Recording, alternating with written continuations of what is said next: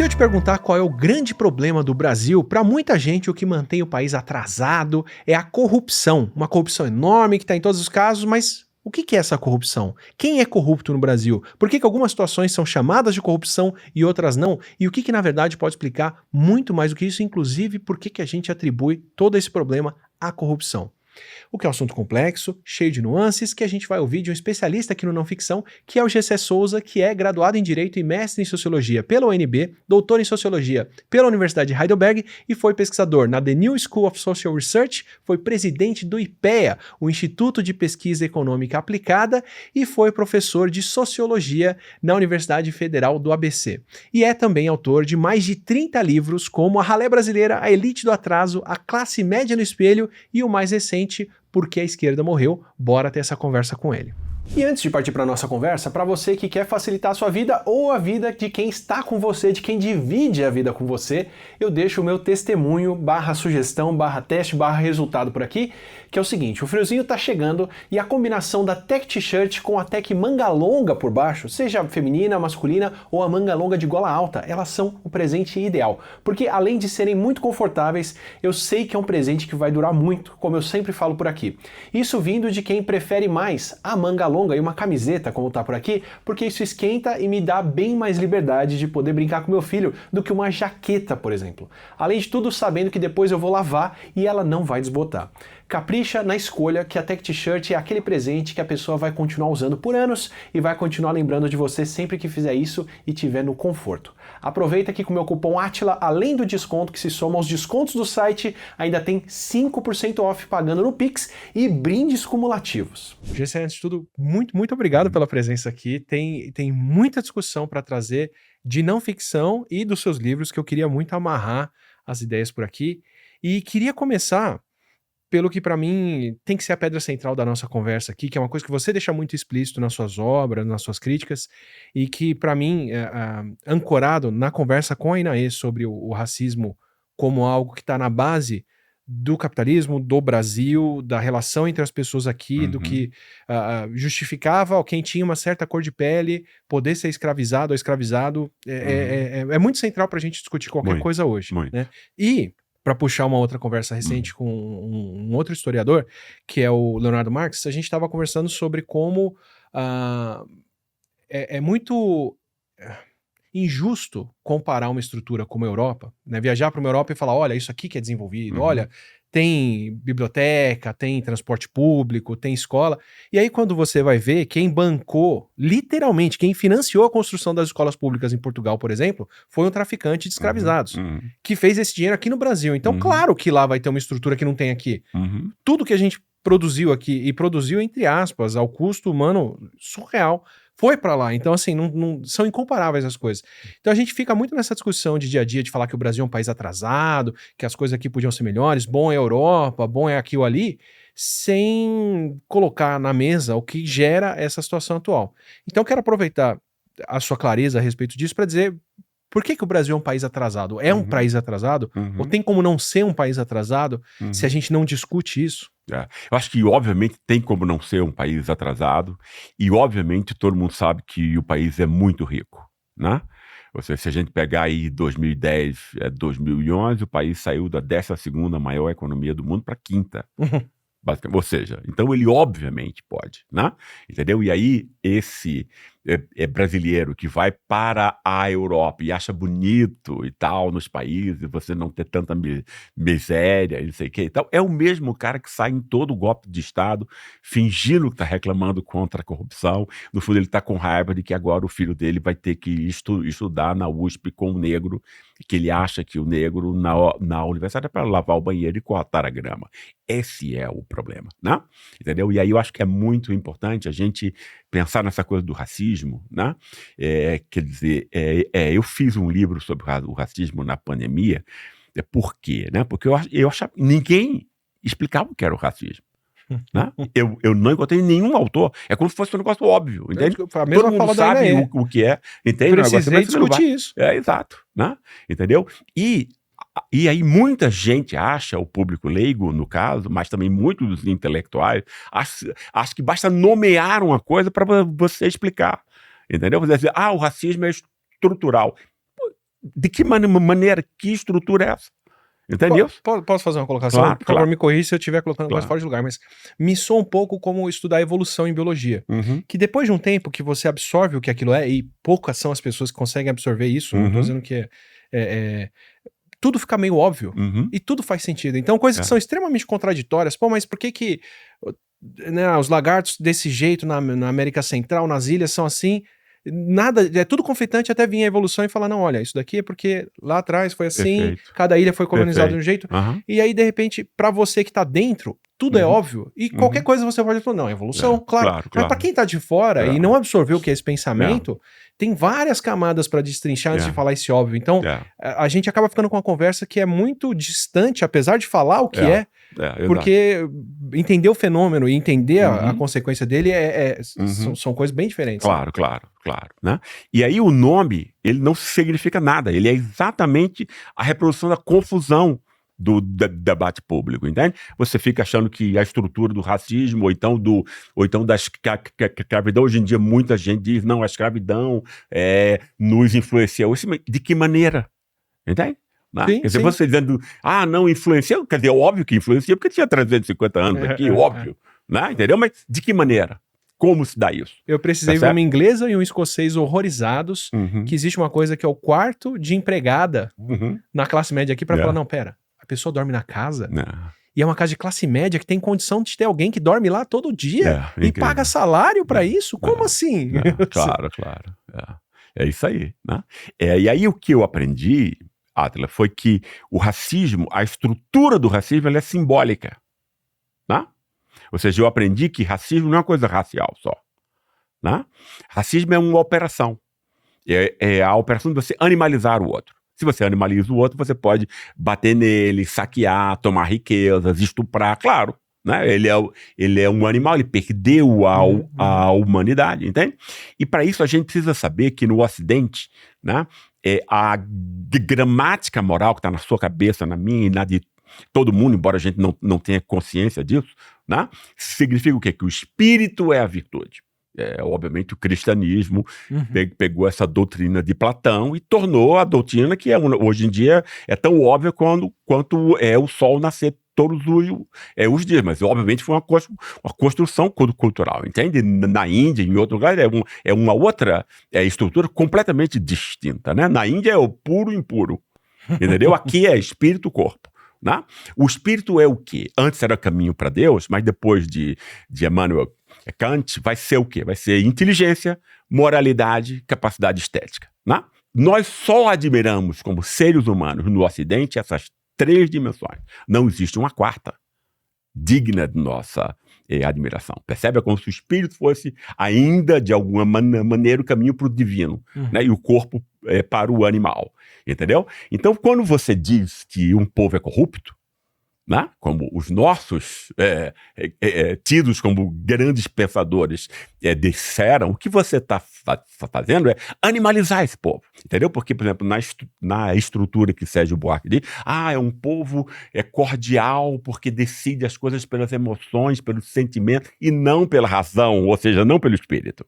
Entendeu isso? Né? Aí você joga de novo. Quer dizer, isso é extremamente importante. Né? Por quê? O que estava acontecendo? Né?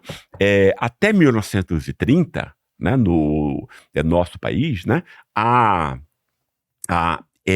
elite tinha tudo o que ela queria. Né? Até 1930, na República Velha, 2% votava, 90% de analfabeto, o negro, obviamente, ninguém achava que o negro deveria votar, todo mundo era racista abertamente, e os intelectuais, inclusive. Né? Vejam as histórias de Monteiro Lobato, que além do sítio do Café Amarelo. Exatamente isso, exatamente. Ali você encontra tudo. Né? E aí, quando vem Getúlio Vargas é a grande inflexão na história desse país. Né? Por quê? Porque ele vai ser o primeiro a se contrapor a essa elite. E ele se contrapõe a essa elite de que maneira? Primeiro, ele é inclusivo. Ele afirma tanto a negritude quanto as camadas populares.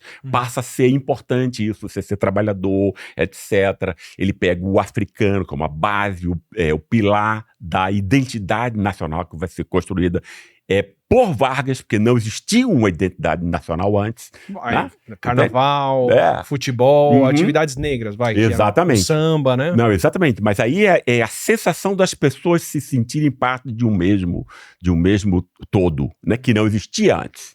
Né? Quer dizer, não existia antes, obviamente, porque tinha preto e mestiço, e você achava, e o pessoal branco achava que não tinha nada em comum com isso. Então, quando Vargas chega e propõe essa afirmação valorativa do negro e do pobre, né? Entendeu? E isso muda tudo, muda tudo, né? Quer dizer, quando ele diz, olha, a nossa identidade ambiguamente que seja positiva, né? Porque aí Gilberto Freire vai pegar as virtudes ambíguas do corpo, né? Entende? Quer dizer, a gente era reduzido a corpo, né? Entendeu? Quer dizer, e aí quer dizer, isso não era compreensível para Freire, naquela época ele aceitava isso, que nós éramos realmente corpo, etc. Mas ele lutou bravamente para reinterpretar essas virtudes de um modo positivo. Entende? O sentimento e tal, não era só coisas que eram pecado ou mal, como sexo, agressividade e tal, não, a tolerância, a hospitalidade, não sei o que e tal, essa coisa toda que até hoje, quando a gente pensa positivamente sobre o Brasil, a gente pensa nisso. É curioso que os diplomatas brasileiros, no sentido de tornarem o Brasil conhecido lá fora, muitos são negros, né? Pelé, Leônidas, né, o futebol. E até hoje a imagem que se faz do Brasil muitas vezes é uma imagem ligada a corpo, né? O Brazilian Butt, o Brazilian Wax, né? A depilação brasileira, a bunda brasileira, o futebol brasileiro, o desempenho físico brasileiro, a gingada, a ginga, o carnaval. Exatamente. Isso tudo como começa com o Getúlio Vargas, a coisa disso, né? Da escola de samba, não sei o quê, a valorização do futebol como praticado pelos negros, etc. Então, o que é que Vargas disse? Olha, você tem um povo que é um povo importante, humano, você reumaniza as pessoas, né? E aí, como você resolve? O grande dilema da elite vai ser, como é que eu posso agora controlar o Estado com essa gentinha preta e mestiça, porque é isso que esse pessoal pensa, né? Podendo votar. Essa que era a grande questão, percebe? Né? Tanto que a elite de São Paulo, que aqui domina todas as outras, e a única que efetivamente importa, né? Ela vai entrar em guerra com Getúlio, em 1932, né? Esse pessoal vai ter a pachorra de se dizer constitucionalista e democrático, gente que há 2 anos antes, entende? 2% votava e ainda assim tinha fraude a bico de pena. Essa canalha vai dizer em 32 que está lutando pela democracia. Isso é ensinado ainda hoje nas escolas de São Paulo e tudo, né? Enfim, São Paulo perde, essa elite perde, né? E aí ela pensa 2 coisas. Tinha gente inteligente lá, Júlio de Mesquita e outros e tal, né? Quer dizer, a ideia basicamente que esse pessoal tinha na cabeça é: nós não temos apenas o agronegócio, o café, ou as indústrias nascentes que existiam já em São Paulo. A gente tem também o quê?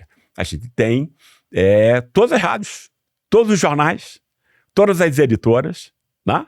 Entende? E agora também, porque eles vão fundar a USP em 1934 para fazer isso, né? Entende? A USP tem pessoas extremamente inteligentes que eu admiro e tal, mas a USP foi montada para ser uma usina de ideias elitistas, porque ela cumpriu a perfeição, como a gente vai ver. A elite de São Paulo é a mais importante, não só porque ela tinha mais dinheiro, porque ela se construiu simbolicamente enquanto tal. Isso não é 1930, começa em 1894, quando a elite cria o Instituto Histórico e Geográfico de São Paulo, que vai fazer o quê? Veja, outra maluquice louca, né? Se você vai pegar o bandeirante assassino de índio e você vai transformá-lo no americano protestante ascético pioneiro. O cara dá iniciativa, trabalho, que não precisa do Estado e tal. Toda a ideologia paulista, no fundo, vai ser construída a partir disso, entende? E o que é que a elite de São Paulo estava querendo dizer? Olha, o país inteiro é atrasado, mas eu represento a modernidade mais importante americana, etc. E tal. São os pioneiros. Exatamente. A bandeira de São Paulo imita a bandeira dos Estados Unidos, né? Tira o preto e o branco e põe lá que você vai ver a mesma coisa. A USP vai continuar isso, né? Agora, o que é que precisava isso? Não adianta você ter todos os jornais na sua mão, no seu bolso, no fundo, né? Entendeu? Todas as televisões, se você não tem uma ideia. É isso que poucas pessoas percebem a importância real das ideias. As ideias mandam no mundo, né? Só um cego não vê isso, percebe? Né? Com todo respeito aos cegos, né? Quer dizer, essas coisas até a gente nem diz mais, né? Enfim, pessoas que não percebem o mundo, né? Isso aí tem a ver com o fato de que aí em 1936, Sérgio Buarque, né? Que é o pensador mais importante. Por que eu estou dizendo que ele é o pensador mais importante? Porque a influência dele não fica em 1930. Sérgio Buarque é o cara mais importante até hoje. O Michel Conforado, falando do livro dele Coisa de Rico, estava citando o Sérgio Buarque. Pois é. Tem gente de esquerda que diz que Sérgio... Entende? Quer dizer, indica Sérgio Buarque para... entende? Esse tipo de coisa. Eu escrevi ali do atrás para me contrapor a isso e tal. Né? O que é que Sérgio Buarque vai inventar? Ele vai inventar uma nova identidade nacional elitista paulista, né? Que vai se contrapor a essa de Getúlio, inclusiva. Né? Ou seja, ele vai ter que usar, sem utilizar a palavra raça, porque, entende? Quando Getúlio diz que o negro é a base da nossa identidade nacional, ele cordializa o racismo. Ou seja, você continua racista, mas agora você não pode mais se expressar. Vai ter que ter vergonha do que você vai ia falar. Vai ter que ter vergonha, entende? Então você não pode mais usar a palavra raça. Né? E até 1930 era o racismo que fazia, que era uma óbvia decorrência do poder elitista, entende? Se agora a raça não vai mais poder ser utilizada e essa gente preta, pobre e mestiça vai poder votar, o que eu faço? Entende? Essa é a questão, né? Ainda vou ter que amarrar em alguma não ficção aqui, onde entra aí antropologia, biologia, direito e toda a história higienista de... Não vamos falar então de cor de pele, a gente vai falar de diâmetro do crânio, a gente vai falar de medidas biométricas, a gente vai falar da ciência para explicar a criminalidade e outras coisas, para não dizer que é preto que comete crime, né? Mas é mais ainda do que isso, porque a cabeça também o tamanho da cabeça dos atributos também são fenotípicos, sim, é racial também. Sim, o que vai ser... A escola de eufemismo. Exatamente, porque o que vai ser o substituto do racismo vai ser o culturalismo. Né? Agora você não culpa mais o estoque racial, você vai culpar o estoque cultural. Certo, aí você vai ter que inventar um estoque cultural maligno para poder acoplar essas pessoas, para o voto delas não valer. Percebe isso? Né? E você constrói isso como? Com essa ideia idiota que está na cabeça hoje em dia de 220 milhões de brasileiros que foram imbecilizados por essa elite, por uma esfera pública privada comprada pelo dinheiro, etc., que diz o quê? Que de onde nós viemos, porque essa é a grande questão de toda a identidade nacional, já era das grandes religiões mundiais, né? É explicar de onde nós viemos, quem nós somos, para onde a gente provavelmente vai. É isso que um ser humano precisa basicamente saber para ter um mapa social mínimo, né? E a gente precisa dessa ideia. A gente não é animal, não recebe instinto e tal, entende? Ou você tem ideias ou você morre na confusão, né? Então, a identidade nacional explica de onde nós viemos, como? Da cultura, da corrupção, de Portugal, patrimonialismo, na Idade Média, entende? Quer dizer, isso é um absurdo, isso é uma fraude científica de proporções gigantescas, entende? Porque não poderia haver corrupção na Idade Média. Por que não pode? Porque sequer a noção, porque a corrupção é quando particulares roubam a coisa pública, um bem público, né? É isso. Não havia sequer a noção de bem público. Essa ideia vai ser construída historicamente 500 anos depois, entendeu? Do que Raimundo Fauro e outros dizem ser o patrimonialismo português, entende? No fundo, eles estavam querendo construir uma tradição maligna, ibérica, portuguesa, que vem para o Brasil colonial e está em todas as regiões atrasadas do Brasil, entende? Porque se contrapõe a uma coisa absurda, que é uma outra tradição inglesa, americana, protestante, não sei o que vem através de São Paulo. É isso que está em jogo, né? No fundo. E essa coisa, quando você diz, então, que o povo é corrupto e tal, você está jogando ele na lata de lixo de novo. Aquilo que Vargas havia feito de tentar afirmar, entende? Que chega Sérgio Buarque e toda essa intelectualidade, que 90% segue Sérgio Buarque até hoje, né? Ele é o material de todas as universidades, de todas as escolas, né? Forma todas as elites desse país ainda hoje, né? Isso dizia o quê, né? Quer dizer, você diz, olha, o povo é corrupto, e obviamente eleitor de corrupto no fundo, porque ele interpreta o quê? Não só nós somos inconfiáveis, dominados pelo afeto, né? Então, quando você diz que o povo é corrupto, você está animalizando o povo, porque essa é a operação do racismo. O racismo não está ligado apenas à raça. É uma das formas de você animalizar alguém, mas não é a única, né? Nem a mais Desculpa, eficaz.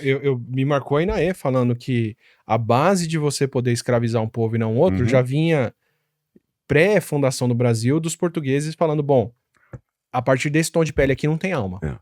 Então isso justifica todo o resto. Então a grande decisão sobre indígenas era, eles têm alma ou não? Porque se não tiverem, maravilha, pode escravizar também. Exato. E aí a igreja passa aquele pano e fala, não tem não, vai tranquilo. A gente ainda não catequizou, então eles não têm alma. Exatamente. Né? Então, Basicamente é o que o Sérgio Buarque vai dar para esse pessoal. Entende? Por que eu digo isso? Olha, porque o povo que vai ser visto como corrupto, quer dizer, e aí ele vai dizer que a cultura é corrupta, mas o amálgama dessa cultura corrupta vai estar no Estado. Olha que coisa interessante.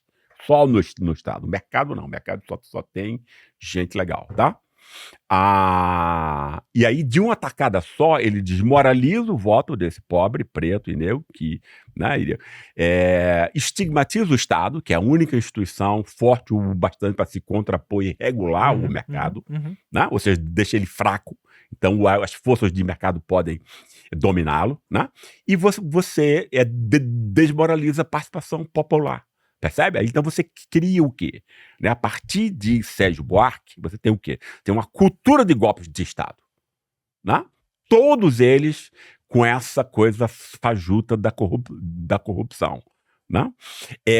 Por que isso? Né? Porque o branco que está vindo exatamente nessa época e tal, para São Paulo e para o Sul, 70% para São Paulo, 30% para o Sul, né? E são 5 milhões, é muita gente. Né? Esse pessoal não se achava na época, como não se acha até hoje, parte desse povinho mestiço e preto. Contrário, são eles que saem à rua fingindo que se incomodam com a moralidade pública, percebe? Né? Então, a classe média branca, que vai ser basicamente montada a partir desse pessoal, né? Numa cidade como São Paulo é 100%, né? Entendeu? E a elite que já se achava americana, entende?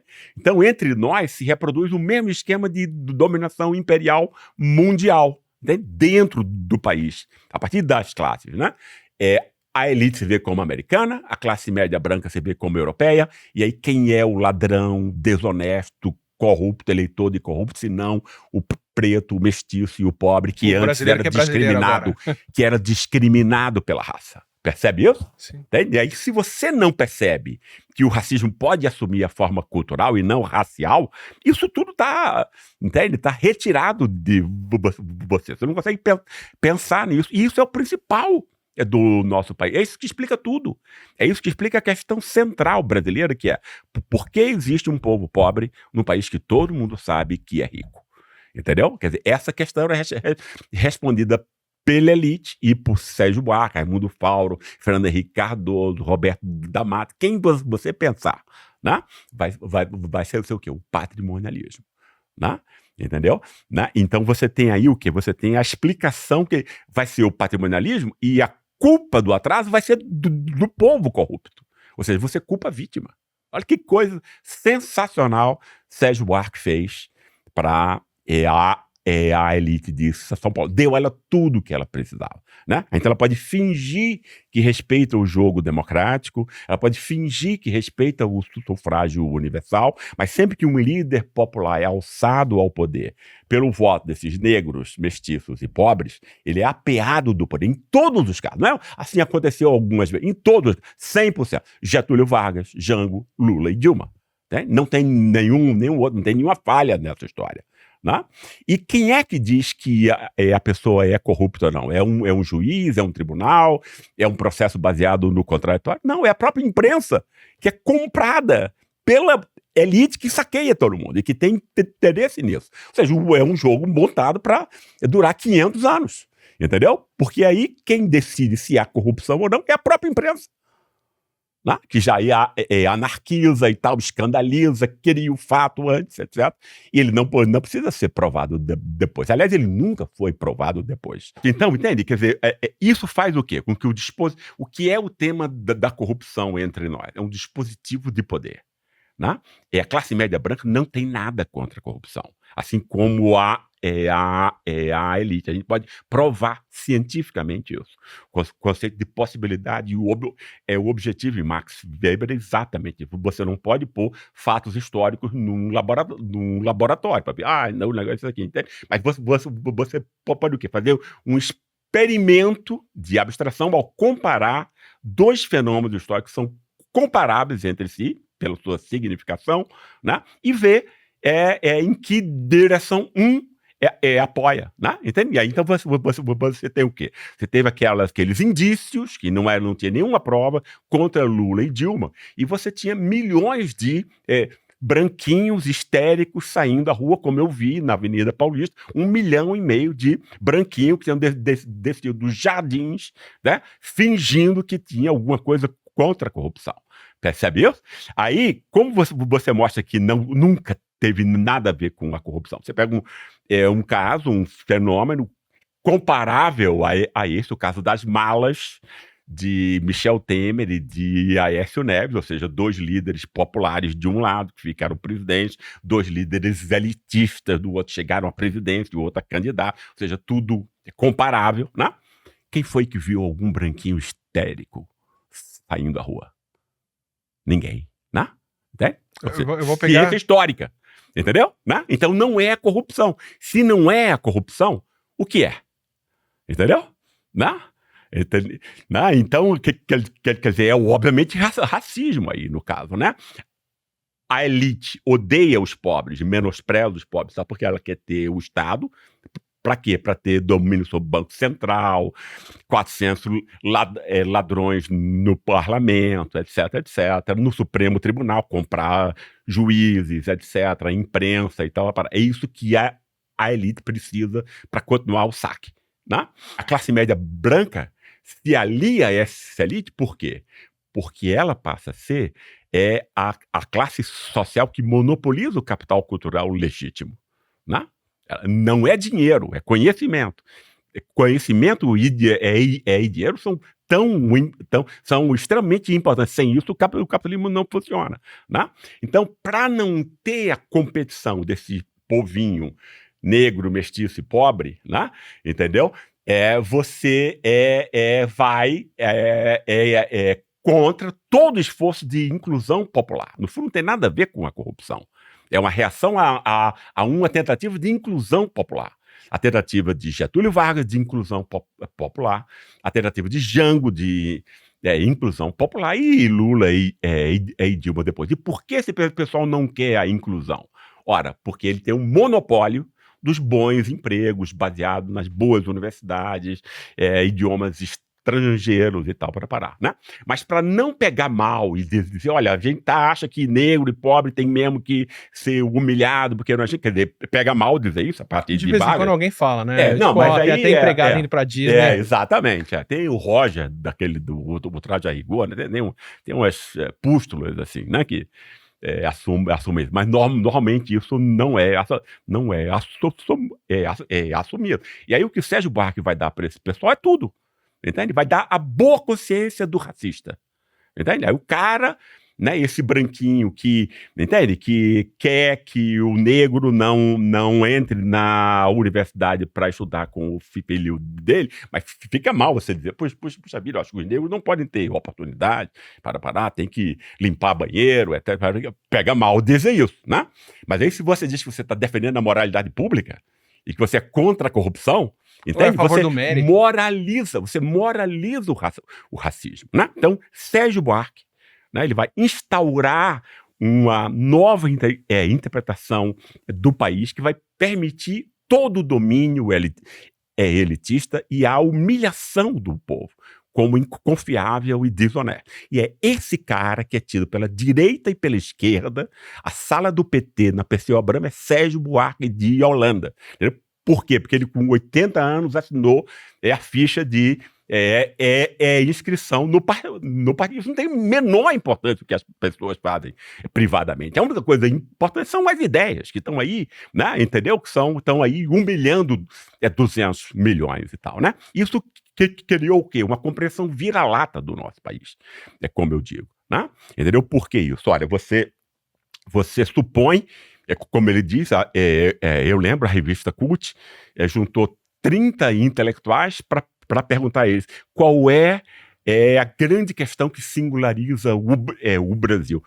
Todos eles, os 30, de esquerda, direita, gente que eu admiro, né, até, disseram assim, é a confusão entre o público e privado. Quem nunca viu essa bobagem? Né? Entende? Né? Aqui acontece a confusão entre público e privado.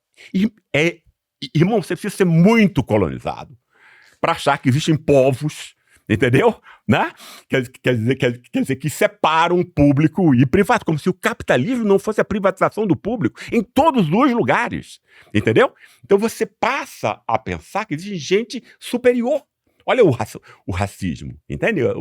Você se vê como inferior, como vira-lata, como um servo e tal.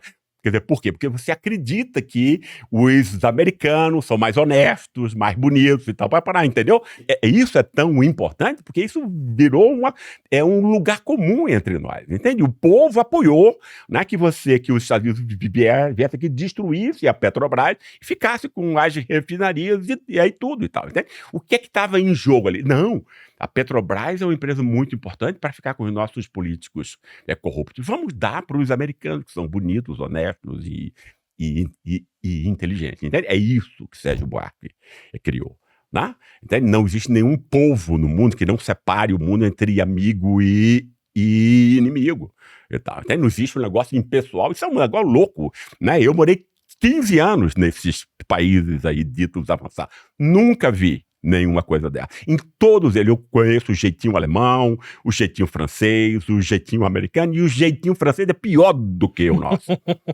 Deixa eu aproveitar duas coisas para amarrar. Uma é a conversa, para quem quiser ver, com o Sidney Chalub, em que a gente reconstrói justamente esses momentos em que a democracia teve em xeque no Brasil e qual era o contexto histórico, e ele dá basicamente isso. Olha, toda vez que ela entrou em xeque é porque você tinha um sistema de governo que deu privilégios para quem não era privilegiado, ou reforma trabalhista, ou a Constituição, ou isso, aquilo, e quem perdeu privilégios falou, entre democracia e privilégio, eu fico com um privilégio, dane-se a democracia. Convido demais vocês a verem essa conversa. E assim, eu estaria muito mais em dúvida com o que você está falando para mim aqui em 2024. Mas em 2025, começo de 2026... o que eu vi acontecer nos Estados Unidos. Isso, tá, gente? Notícias. Eu vou dar as notícias aqui, vocês façam interpretações para quem tiver em dúvida aí. Entre o governo Trump, que vive no que o Marcelo Soares fala que é a era da pós-vergonha, em que agora ele pode falar abertamente o que ele tá fazendo, porque, sei lá, tem gente que fala que é por demência, tem gente que fala que é por poder, seja qual for o justificativo, o cara é explícito mesmo no que ele faz. E o que eu vi acontecer de lá pra cá, pra validar os seus pontos? Primeiro, por criptomoedas, converso com o Edmilson Paraná aqui, se cria fundo de criptomoedas com a moeda do Trump, e você tem leis aprovadas, projetos aprovados, negócios aprovados, dias depois dele receber uma compra de 100 milhões de dólares, 50 milhões de dólares em criptomoeda dele, que é dele. Então, assim, é um suborno literal, tá, gente? Eu não tô querendo validado porque criptomoeda ainda não é regulada, então, ao invés de abrir uma conta no banco, que essa sim é supervisionada, e falar, olha, quem depositar na minha conta eu aprovo, ele falou, criei uma criptomoeda, quem comprar minha criptomoeda eu aprovo, e beleza. Aceita um Boeing presidencial que vai ser revertido para ele depois do governo do Qatar, um pouco depois de fazer negócio com o Qatar. Ele falou, ninguém tá dando isso como implícito. E, sei lá, teve N outras coisas que aconteceram lá agora, mas para pegar uma bem recente, invadem a Venezuela, o pessoal fala, não, é para liberar, é para libertar, ele não, é o petróleo. Você falou com as empresas de petróleo que financiaram sua campanha? Falei antes e depois. E agora quem vai comprar petróleo são essas empresas e o dinheiro vai ser depositado nessa conta offshore no Catar, ou sei lá em que país do Oriente Médio, que eu vou gerir, que o presidente vai gerir. Então, assim, tá, gente, notícias todas, tá, gente? Não tô dando nenhuma interpretação do Átila aqui, não. Então, literalmente, tá misturando o pessoal com o público 100% do tempo, em toda decisão tomada, explicitamente, do começo até aqui, assim, só que é uma corrupção que é tão aberta que não dá pra falar que o cara tá sendo corrupto no sentido de ele tá tentando obstruir um plano. esconder, Não, tá, né? tá aqui escancarado, sem vergonha. Então, pra muito do que você falou aqui, eu podia até estar em dúvida, falar, não, será? Mas não tenho como não dizer que o país que espelha o que muita gente dá como o ápice da democracia, da impessoalidade, ou de tudo, tá vivendo em tempo real enquanto a gente acompanha o escancaramento disso que podia estar implícito num Bush, num Obama, num Clinton, num Biden, mas que com o Trump é sem filtro, tá ali, ele fala. Exatamente. Isso que você disse agora, Átila, já mostra o peso desse negócio. Você diz assim, e tal, em 2024 eu não pensaria tanto assim, mas em 2025 com o Trump, né, porque os Estados Unidos sempre foram um antro de corrupção, sempre, né? O governo americano é um governo que vai legitimar o saque das suas empresas no mundo, né? O que aconteceu com a coisa no Iraque, por exemplo, entende? Você mata meio milhão de pessoas, 70 mil americanos, para quê? Para que 3 petroleiras assumam o controle do Iraque. Você quer maior confusão de público e privado do que isso? E duas como é que fabricantes você de tem material militar, vira-latas né? aqui dizendo essa bobagem, entende? Um negócio assim, né? Entende? Você tem um capitalismo financeiro americano baseado em paraíso fiscal, ou seja, para permitir a evasão mundial de impostos, e você não faz distinção entre dinheiro lícito e ilícito, ou seja, os Estados Unidos é o maior lavador de dinheiro, o país mais corrupto do planeta inteiro, entendeu? Agora, como eu estudei nesses países aí, as teorias sociais desse pessoal dizem, né, que o sul global, América Latina, África e Ásia, que são sistemicamente corruptos. Para quê? Para legitimar o saque. Entende? A gente que sequer sabe usar a própria riqueza e tal para parar.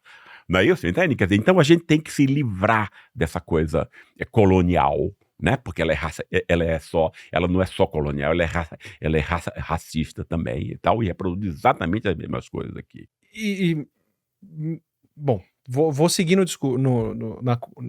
passo seguinte do que você me dá, desse conflito São Paulo, Brasil, essa disputa de quem espelha europeus, quem espelha americanos, como que isso desdobra, então, e a gente vou usar o estereótipo aqui para você desmontar mesmo, essa questão de sul e sudeste serem as regiões desenvolvidas do Brasil e o nordeste ser a região atrasada por aqui. Se não é porque um veio do europeu, o outro veio do americano e gerem o privado para investir, reinvestir, desenvolver, criar conhecimento. Eu adorei essa questão, Átila, porque eu sou da época em que a polarização era PSDB e PT e tal, e toda a imprensa dizia o Sul e São Paulo, porque é quem importa, votam no PSDB porque são mais educados, têm mais educação e não sei o que e tal. Entende como o racismo é sempre assumindo máscaras e tal, né? No fundo, e eu fiz essa pesquisa aí do pobre de direita no Sul e tal, 100% das minhas Me descreve a pesquisa, entrevistas. por favor.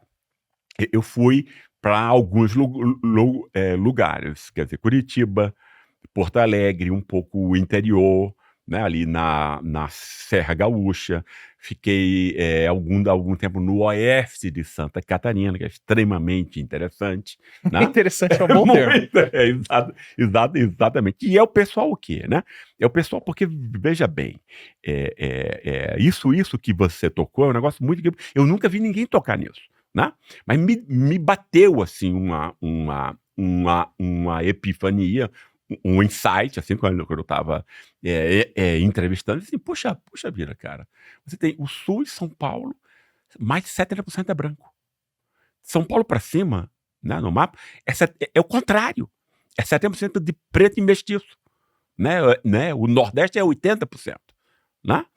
Percebe isso? Então você tem um país que é um dos países mais racistas do mundo, com uma divisão racial óbvia e que ninguém fala nela. Percebe isso? Né? Então é obviamente o racismo que está agindo por trás com outras máscaras, né? Entendeu? A máscara da corrupção, a máscara da preguiça e tal, né? Todo o pessoal do Sul, que foi, inclusive o pessoal que votou 70% em Bolsonaro, né? Entendeu? Aí eu aprendi isso, quer dizer, o branco pobre, né? Porque a nossa classe média é muito pequena, Átila. Mesmo em São Paulo, ela não chega a 20%, né? Porque essa bobagem aí da propaganda que o PT fez de nova classe média, que aquilo não é um tiro no pé, é um tiro na cabeça, entende? Obviamente o pobre, quer dizer, se você tem a renda média no país pobre, você é pobre, irmão. Né? Você é remediadamente pobre, mas você é pobre. Não tem nada a ver com a classe média. A classe média é a classe do privilégio, né? Porque ela monopoliza o capital cultural. Né? Percebe? Então, essa classe não é 20% em lugar nenhum. Então, o que é que você tem no Sul e em São Paulo? Você tem 70% de brancos, mas só 20% no máximo é da classe média. Né? O resto você tem 50% da população de branco pobre. Entendeu? Aí vai ser como um cara que eu entrevistei, um caminhoneiro no oeste lá de Santa Catarina e tal. O cara ganha 5, 6 pau ao mês, trabalha 16 horas por dia, mal vê a família, tem um sobrenome alemão, olhos claros e tal. Quer dizer, o mundo para ele não tem o menor sentido, percebe isso? Né? E ele ficou mais pobre depois do golpe de 2016. E ninguém contou para ele quem roubou o dinheiro dele. Quer dizer, o contrário, a empresa vai dizer que foi a corrupção do PT e tal. Né? Quer dizer, ninguém explicou que foi o mercado financeiro, né? Que foi para baixar salário, aumentar juros, roubar mais o povo. Né? Entende? Quer dizer, tornar o executivo fraco, etc. Isso tudo foi o projeto do golpe, né? Mas aí, como esse cara não sabe, porque ele foi injustiçado, entende? O cara que é o chefe dele ganha 50 vezes mais, né? Entende? Também tinha um sobrenome alemão e tal, foi para grandes escolas, foi para não sei o que e tal, e era o... Ele não teve acesso à escola. Né? Ele não teve acesso a essas coisas, ou seja, ele foi injustiçado. Só que ninguém contou isso para ele. Então ele acha que o fracasso é dele. Né? Quer dizer, é isso que a meritocracia ensina. Entende? Dentro da conversa com a Rosana Pino Machado, ele não se vê como um pobre, ele se vê como um rico que ainda não foi realizado, que ainda não aconteceu, né? Ele é um empreendedor que ainda não deu certo, né? Não, eu acho, eu prefiro definir assim, é um cara humilhado por razões que ele desconhece. Né? E aí, então, você tem essa desorientação e a base de tudo. Por conta disso, faz tanta falta imprensa pública, etc., debate plural, etc. Se você não tem isso, você monta um povo imbecilizado, não tem nenhuma outra saída, né? A única saída que você pode para mudar o povo é educação de qualidade e uma esfera pública plural. Se você tem essas duas coisas, você vai ter um povo, você não precisa mais ensinar nada a ele, ele vai saber já tudo, né? E aí esse cara, né, tem raiva, óbvio, ele foi humilhado, ele é pobre, ele trabalha pra cacete, não ganha nada, entende? O negócio, esse negócio não funciona pra ele, sente-se roubado, mas ele não sabe por quem. Se ele soubesse por quem, ele deixa de ser o oprimido e de ser o humilhado, né? Porque ele já está se libertando. Percebe isso? Né? Ele já está agindo contra a humilhação dele. Mas esse caminho é cortado, porque você tem uma imprensa comprada, privada, né? Para mentir. É isso que a imprensa faz. Há 100 anos no nosso país. A imprensa jamais, nenhum órgão de imprensa, falou nenhuma verdade importante a esse povo em 100 anos. Né? Pensa, né? Eu nunca vi nenhum jornal, nenhuma televisão explicar quem é o inimigo do povo, quem o deixa pobre. Isso nunca sai. Entende? E aí, então, você tem um cara com raiva e que a meritocracia diz que ele é o fracasso, a causa do fracasso é dele. É isso que faz com que a depressão, o alcoolismo sejam as doenças endêmicas das classes populares. Não é claro, porque se você acha que você é um lixo, então você não tem, né? Você não tem autorrespeito, autoconfiança, etc, etc. Né? E aí o que é que a extrema-direita faz, junto com boa parte da pregação evangélica? Diz assim, não, irmão, não bota essa faca no peito. Entende? Eu tenho aqui grupos sociais, foram construídos alguns há milênios, né? Para você odiar, humilhar e se sentir superior a eles. Quem são eles? O negro, óbvio, É a mulher, extremamente importante isso aqui, Cada vez e o mais, inclusive, né? homossexual. Né? Quer dizer que no fundo é a mesma coisa, Não praticamente. pega bem aqui o É. discurso anti-imigrante, porque não é um problema tão grande, joga, sei lá, Exatamente algum venezuelano no isso, balaio aí, exatamente mas Cara, se você souber quanta gente, especialmente porque eu peguei o branco pobre do Sul e o negro evangélico, né? É o negro evangélico que vota em Bolsonaro, é o cara que, entende? Ele sabe que Bolsonaro não foi bem na pandemia, entende? Quer dizer, sabe que a educação poderia ser melhor, sabe que a saúde poderia ser melhor, mas ele não quer ideologia de gênero na universidade e correr o risco do filho virar homossexual. Entendeu? Porque, entende? Quer dizer, a gente tem que compreender essas pessoas. Nós, Átila, eu e você, a gente faria a mesma coisa naquela mesma situação. Percebe? Porque quando você é muito humilhado, qualquer boia de salvação que você jogar, essa pessoa vai pegar, claro. Entende?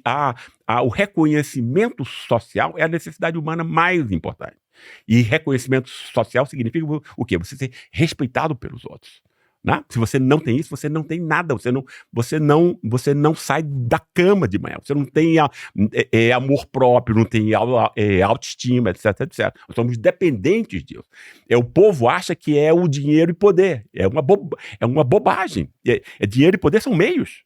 Entende? Normalmente o cara rico tem 1 bilhão, quer dizer, esse cara pode comprar tudo, entende? Em termos de necessidade, se fosse necessidade econômica. Aí cuidar dos filhos, sair com a mulher, conversar com os amigos, mas não, o cara vai trabalhar o tempo inteiro para ter 1 outro bilhão, e se ele tem 5, ele vai querer ter 10, se ele tiver 10, ele vai querer ter 20 e tal, vai parar.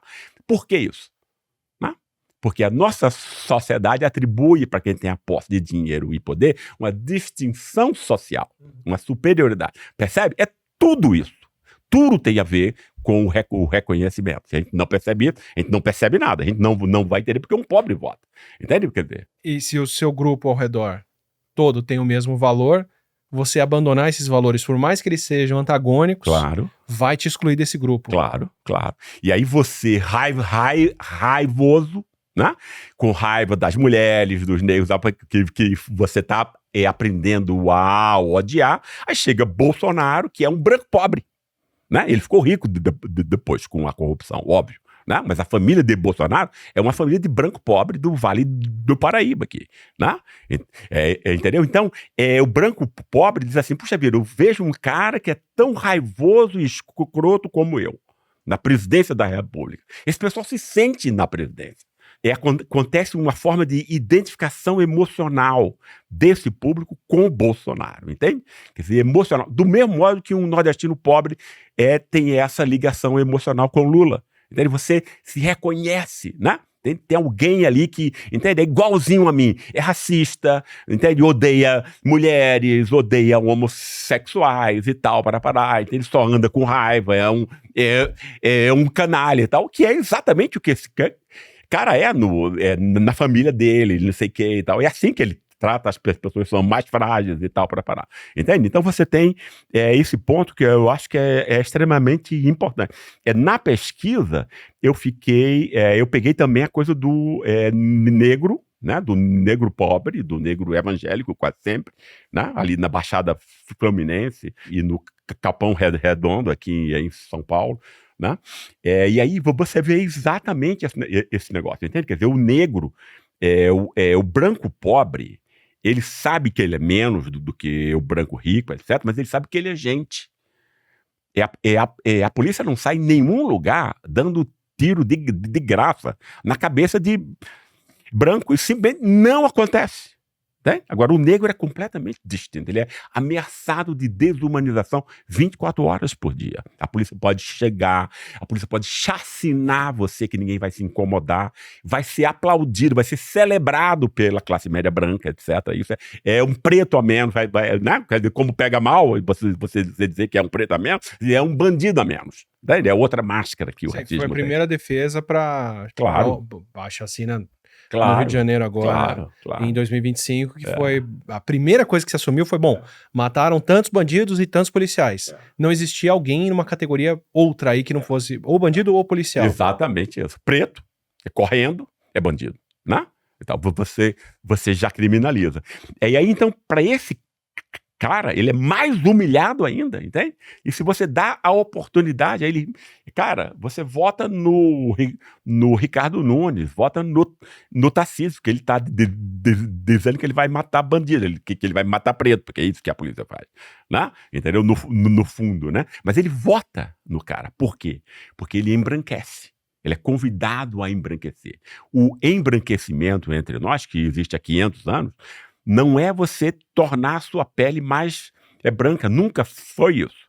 É você Apesar de que eu descobri... assumir os valores do opressor como se fossem os seus. Entendeu? Então, você apoiar, né, a matança do seu vizinho, do seu irmão e tal, ele aproxima da branquitude que evita que você seja animalizado. Percebe? Não? Caramba. Assim, eu ia jogar o dado aqui de que o Brasil é o país que mais compra, vende, usa, desenvolve tintura loira para cabelo. Uhum. Eu acho que também tem um pouquinho Tem, claro. De se embranquecer. Exatamente. De certa forma ali, mas... No fundo, você tá copiando os valores estéticos da classe dominante. E é a mesma coisa, entende? Quer dizer, é uma coisa... Quer dizer, no caso, é no próprio corpo e tal, mas ela pode ser no comportamento e tal. Então, eu acho que o nosso país é dominado por isso, né? E essas ideias têm alta respeitabilidade. Imagine, esses caras são tidos como os fundadores da nação. Percebe isso? Né? E não foi só um negócio da revista Culta. Eu vi o outro dia, assim, quer dizer, um cara perguntando a vários intelectuais de esquerda quem era o autor que eles indicariam para conhecer o país para os jovens e tal. Sérgio Buarque, irmão. Né? Entendeu? Esse cara quer dizer, a elite de São Paulo conseguiu pintar o repaginamento do racismo como se fosse alta ciência e como se fosse crítica social. Percebe? É um negócio incrível. Quando eu estava estudando o Sérgio Buarque, eu não encontrei um crítico. Um crítico. Entende? Todo mundo, quer dizer, você tem ali aquele grande literato, eu esqueci agora o nome dele, meu Deus do céu, não vai me vir, mas aí sempre elogios, etc. É a coragem, entende um negócio assim, puxa vida, cara, diz mesmo que o povo é um lixo e tal, olha que cara, olha que coragem científica, entende um negócio assim, né? Então você tem uma vira-latice, né? Não é isso que foi o que eu tentei explicar em vários livros, etc, né? Porque não é só também, né, as pessoas, esse negócio de vira-lata foi com Nelson Rodrigues. Nelson Rodrigues disse uma frase, mas você tem que explicar de que modo você se torna um vira-lata, o que é que lhe torna um vira-lata, quais são os processos culturais que o levam a isso, né? Senão entende? Senão é nomear e tal, né? Entende? Isso não era percebido antes e tal, né? Quer dizer, enfim. Então eu acho que você tem aí um quadro que nesse caso, inclusive, implica o quê? Implica que você tem a esquerda, o que a gente denomina de esquerda, dominada pela ideia do seu inimigo. Né? Nos anos 90, o maior partido popular do país, nos anos 90, o PT, se punha como o quê? O partido da ética na política. Entendeu? Ele pegou o veneno que a elite criou para dominar e humilhar o povo, né? E bebeu alegremente, entende? De livre e espontânea vontade. Entende? Isso torna o quê? O PT uma espécie de plano B da mesma elite de São Paulo, quando ela tolera que, sei lá, 20, 30% do orçamento possa ser distribuído aos mais pobres. Né? Entendeu? Então você tem o quê? Um domínio de ideias extremamente conservadoras, etc. Né? Se não é uma crítica pública dessas ideias, o comportamento vai ser o mesmo sempre. Né? Você só muda de comportamento quando você se autocritica. Isso vale para o indivíduo, isso vale para as sociedades. Né? Nós nunca nos criticamos pela escravidão. Entendeu? Ela sequer é percebida como o dado principal. Vou aproveitar essa colocação sua agora e uma conversa que a gente teve antes de gravar aqui sobre o título do seu último livro e vou deixar para você explicar por que eu tô trazendo isso, mas para colocar mais um fato recente, assim, que para mim amarra as pontas, já querendo dar um salto de décadas aí. Sei. Eu dei o exemplo do Trump recentemente, de como pra mim ele escancara muito essa questão de que Uhum. agora não existe eufemismo, é corrupção É, explícita exato. e sem pudores, É. pós-vergonha. E no outro aspecto de como corrupção não é uma coisa que precisa ser pública, que precisa ser atrelada ao público, que vai vir dos mais pobres e que vai vir Uhum. disso, que é o que a gente tá vendo desenrolar no final de 2025, começo de 2026, que é enquanto a gente grava aqui, o escândalo do Banco Master, Perfeito. entre outros, É. e a Operação Carbono Oculto, que aconteceu em São Paulo.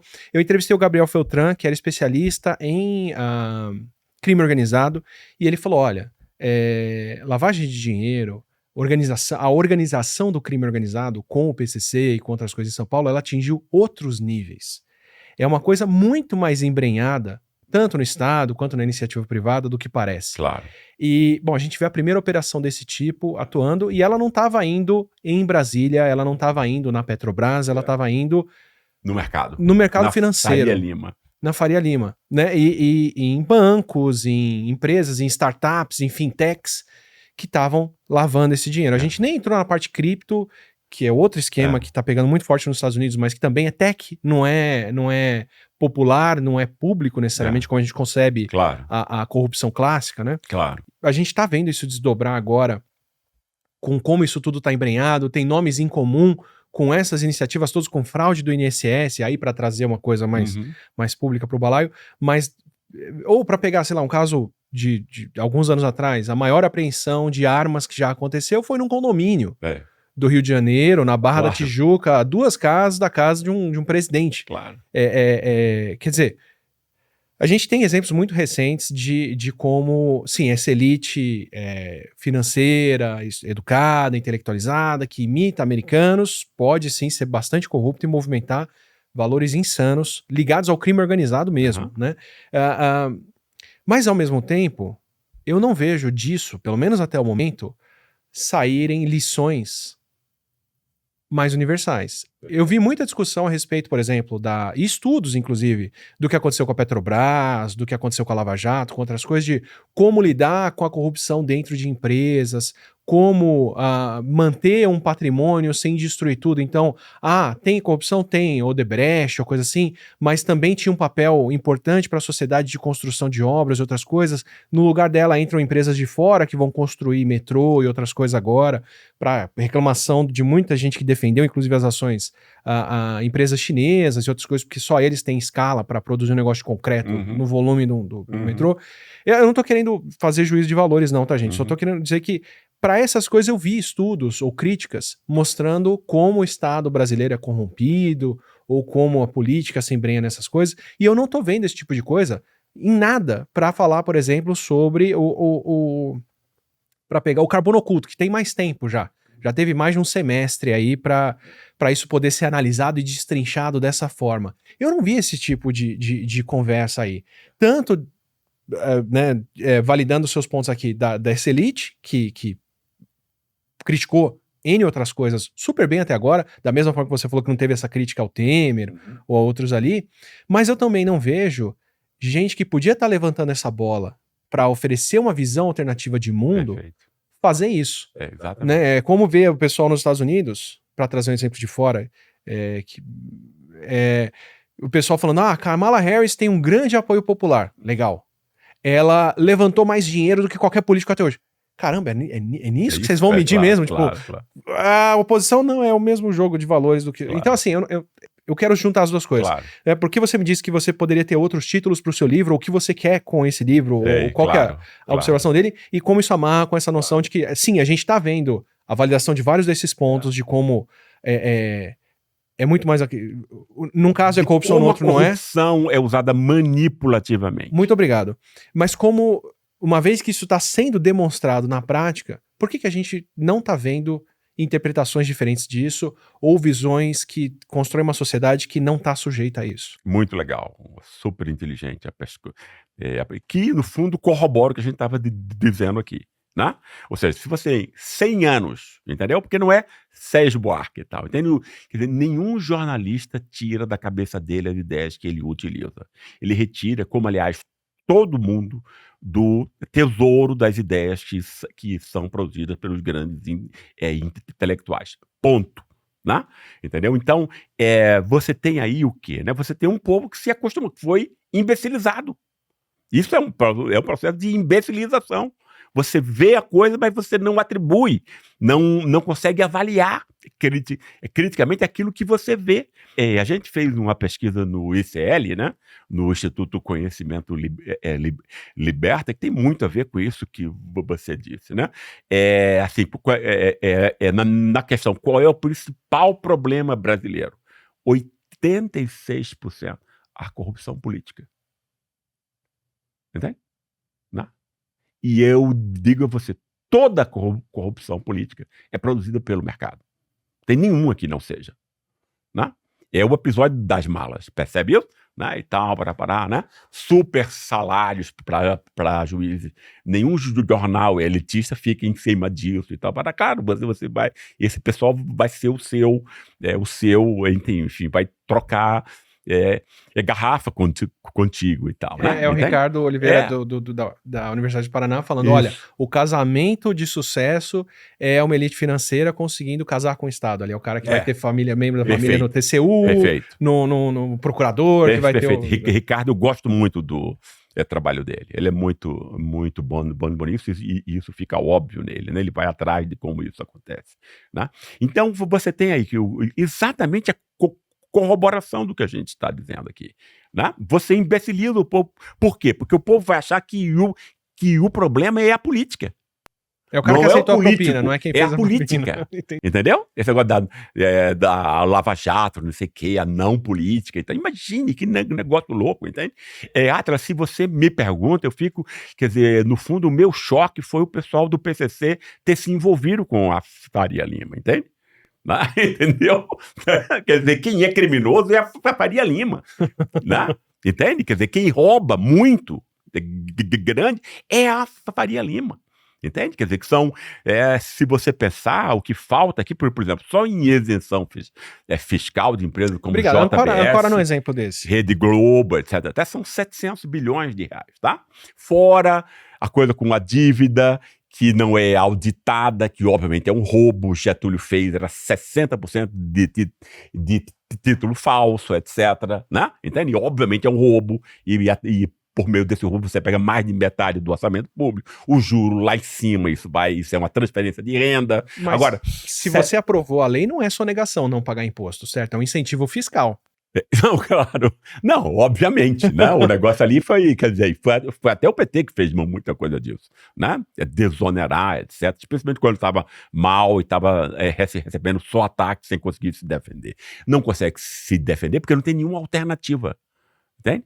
Né? Não é uma coisa intelectual isso, entende? Eu fiz, quer dizer, todos os meus livros, no fundo, entende? São uma tentativa de que, olha, a gente pode reescrever a história desse país completamente. Né? Isso não é só interessante teoricamente, e tal, para a gente repor a verdade. Não, irmão, é para mudar o país. Entende? O que vai mudar o país, que tem a ver, que você consegue, é você montar um projeto alternativo que seja compreensível para o povo. Explica a ele o que ninguém nunca explicou. Né? Então a esquerda não faz isso. Né? Então ela fica objetivamente como plano B. Ela quer conciliar com a Faria Lima, ela é não sei o que e tal. Eu pus esse título, quer dizer, a esquerda morreu e muita gente não comprou, ficou com raiva por conta disso. Não, como assim? Como se eu estivesse performaticamente matando a esquerda. É exatamente o contrário. Eu estou querendo que ela viva, né? E o que é necessário para isso e tal. Né? Entendeu? Então você tem aí um ponto que é muito importante, né? Que é o fato, você tinha posto duas questões, né? Não sei se o resto respondi. Por que a gente não tem visões alternativas criticando o que está acontecendo com ali desses pontos? Exatamente isso, né? Um ponto desse é isso e tal, entende? Quer dizer, né? Eu montei a minha coisa de estudo, eu dediquei a minha vida, no fundo, para isso. Porque eu vi logo muito jovem que era uma bandidagem isso, entende? Que era frágil, que era superficial e tal, entende? Que não tinha entendimento científico correto e tal, entende? Você usar patrimonialismo, por exemplo, para o Brasil, isso é uma bobagem monumental, entende? Não pode ter patrimonialismo com é economia monetária, entendeu? Porque é uma forma de você se apropriar do excedente, entendeu? Se você sabe, se você está usando de dinheiro, você sabe o que você produziu e o que a outra pessoa está levando, entende? Quer dizer, quando não tem economia monetária, é a tradição que domina isso. É por meio de impostos, encargos e tal, entende? Aí ninguém usa, não lê, quer dizer, lê um autor de orelhada e tal, entende? É preciso dizer isso, né? Aí diz bobagem e tal, por falta de coisa teórica mesmo e tal, entende? Um negócio assim. Então você tem assim eu acho que não é uma necessidade política, não é uma necessidade teórica, intelectual isso, entende? Ela é prática. Não existe a prática sem a ideia. Né? Quando você muda a ideia, a sua prática já mudou, o seu comportamento já vai ser completamente outro. Tal, né? Mas aí você tem uma esquerda que não disputa mais as ideias que são hegemônicas, entende? Que é o que ela deveria fazer. A coisa mais importante é você esclarecer as pessoas. A segunda coisa mais importante é você esclarecer as pessoas. E a terceira coisa mais importante para um partido de esquerda é você esclarecer as pessoas. O resto é abobrinha, o resto é secundário e tal, entende? Então você tem uma esquerda que é inofensiva praticamente, né? Porque ela não explica para o povo que ele pode, que entende que quem rouba ele é a Faria Lima, são os ricos do mercado, etc. e tal, que fica com o dinheiro, 700 bilhões, Átila. Entende? Você mudaria a educação e a saúde desse país. Entende? O governo gasta 220 bilhões com a educação. Se você põe mais 300 aí em cima, ou 350, você garante para cada criança brasileira café da manhã, almoço, jantar, escola integral, tipo CIEPS, que a elite destruiu para mostrar que, entende? Quer dizer, veja como o racismo está nisso, entende? Como você vai pôr escolas integrais de alto nível para pobre e preto, entende? Não? Percebe isso? Né? Um óbvio traço de racismo. Você tem que deixar a pessoa indefesa, vulnerável, entende? Não, mas é para porque que você os possa professores vão humilhar. ensinar ideologia na escola. É por isso que você está preocupado em fechar ela. Exatamente, né? Entende? E aí essa criança podia estudar não só português, matemática, mas filosofia, artes, né? Entende? Entendeu? Só com essa grana. Aí você põe outros 300 bilhões no SUS e não vai ter mais nenhuma operação para que você tem que esperar anos por ela. Percebe isso? Né? Então não é que o país é pobre, né? O país é rico, né? Mas você montou um esquema onde você tem uma elite de ladrões, a nossa elite é de canalha, né? Mas é sério isso, eu não estou brincando, não é uma coisa retórica. Então, se você pegar a nossa fração rural, quem é esse pessoal? Assassino de poceiro e ladrão de terra, amigo. E não é só no Pará, não. Eu mesmo entrevistei família no norte do Paraná que foram expulsas da terra com um revólver na cabeça. Entendeu? Isso acontece a cada instante aqui. Acontece em milhares de vezes, né? Em todos os lugares. E aí você tem uma fração financeira, só para encerrar, que não produz nada e que fica montando esquemas de coisas. Então, óbvio que o povo é pobre. E aí você monta um mecanismo de violência simbólica quando você, né, tudo aquilo, toda informação e conhecimento que a gente recebe é mediatizado por alguma mídia. Então, se você controla todas as mídias, você controla o que essa pessoa vai saber, pensar, dizer, etc, etc. E é isso que faz esse país pobre, né? Uma imprensa privada e canalha, né? E uma elite que só vai roubar o povo.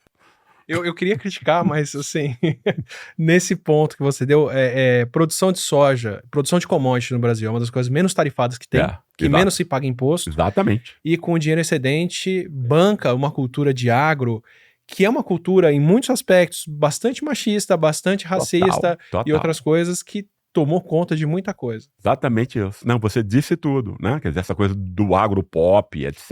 e tudo, né? Que também é montado, Rede Globo, por exemplo, tem programas, né? Coisando isso, isso é um negócio altamente produzido e tal, né? E aí, se você domina simbolicamente as pessoas. Se você domina as pessoas pelas ideias, essa pessoa faz o que você quiser. E assim, em detrimento deles, eu não sei nem se cabe aqui, mas eu tava escrevendo um roteiro falando de como uma pesquisadora aqui no Brasil da Embrapa, Johanna Dobenheimer, fez a associação de bactérias na raiz da soja, que dispensou o uso de bilhões de reais em fertilizante e o impacto ambiental que isso traz, autonomia do país, soberania, o que você quiser. Então, e basicamente não é conhecida no país, enquanto no Japão, eu não tô querendo dizer que japoneses são superiores não, tá, gente? Mas a pesquisadora que descobriu como o ciclo completo da nori, que é a alga do sushi, ela tem estátua, é a primeira estrangeira homenageada no país, e é coisa assim, quem produz comida lá viu muito valor nessa pesquisa e passou para as pessoas esses valores. Aqui, enquanto eu estava escrevendo esse roteiro, estava saindo a noção de que quem estava bancando os acampamentos em Brasília, que depois foram pedir o golpe, era a Lei Rouanet. Era o agronegócio. E aí, caramba, quer dizer, lá você tem uma elite de produção de comida financiando pesquisa, e aqui o dinheiro excedente que não tá indo para imposto, o pessoal tá usando para bancar protestante na frente de acampamento na frente do exército. Exatamente, Surreal. Bancar Bolsonaro. Basicamente, no fim das contas, né? E aí você vê que a escravidão não é só exploração. Ela tem a ver com um ponto que é extremamente importante, que é a humilhação. Sim. Entende? Sim. É o prazer em humilhar o outro mais frágil. Isso não tem nada mais brasileiro do que isso, entende? Quer dizer, é isso que explica, por exemplo, que as patroas tenham ficado com tanta raiva de Dilma quando ela quis botar carteira de trabalho para as empregadas Ponto-chave na conversa com o Sidney Chalub. Sim. Claro, né? Entende? Quer dizer, o que foi que essa mulher pensou? Quando eu brigar com o meu marido na noite anterior, eu vou descontar isso em quem? Entendeu? Obviamente, né? O esporro e tal, humilhação e tal, porque é isso. Tal. E uma sociedade escravocrata, ela tem prazer em humilhar. Tem um gozo em humilhar.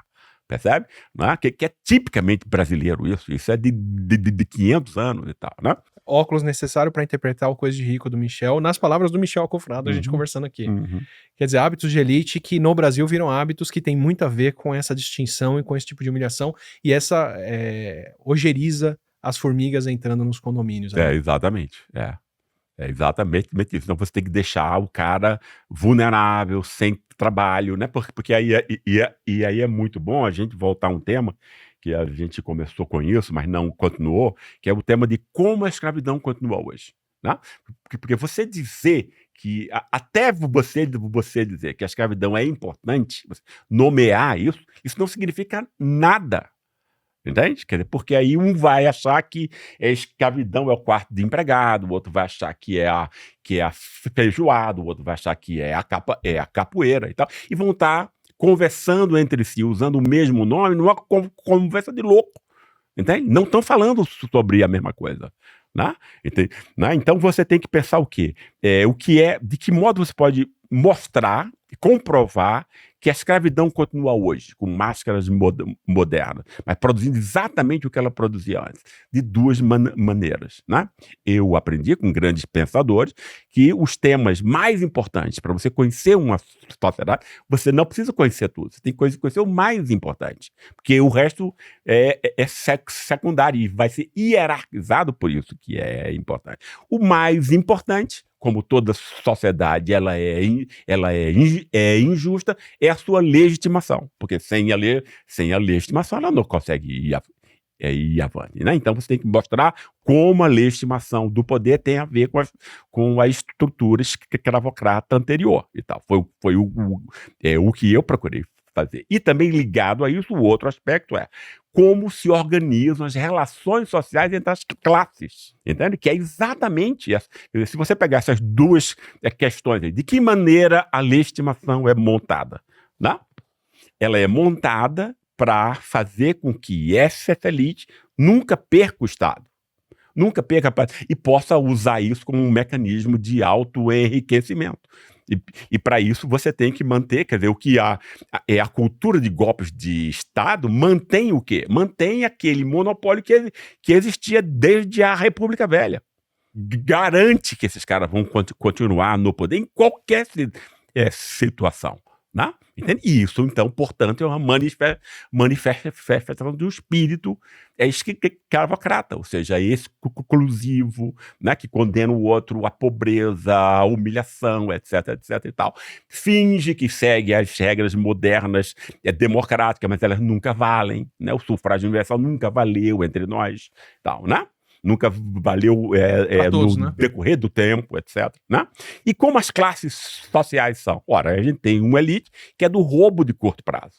Né? A única coisa que o pessoal pensa, eu quero o meu agora, no bolso. Né? Entendeu? Porque quando você tem uma elite que é mais... Quer dizer, as elites não são a mesma coisa. Entende? Você tem uma elite japonesa, alemã e tal, o cara vai ficar com a melhor parte do bolo, mas ele vai montar um projeto que inclui todo mundo. Mas percebe? é porque o outro pobre ele também vê como alemão, né? Né? E como alemão como claro, ele, né? Claro. Exato.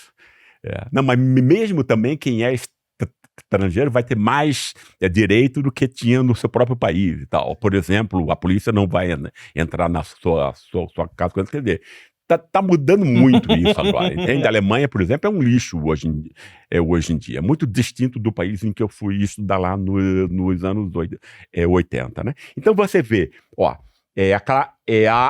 a elite continua com o mesmo comportamento e com a mesma relação com as classes que estão abaixo, você condena, né? Quer dizer, não existe pobre, não é nunca a culpa do pobre.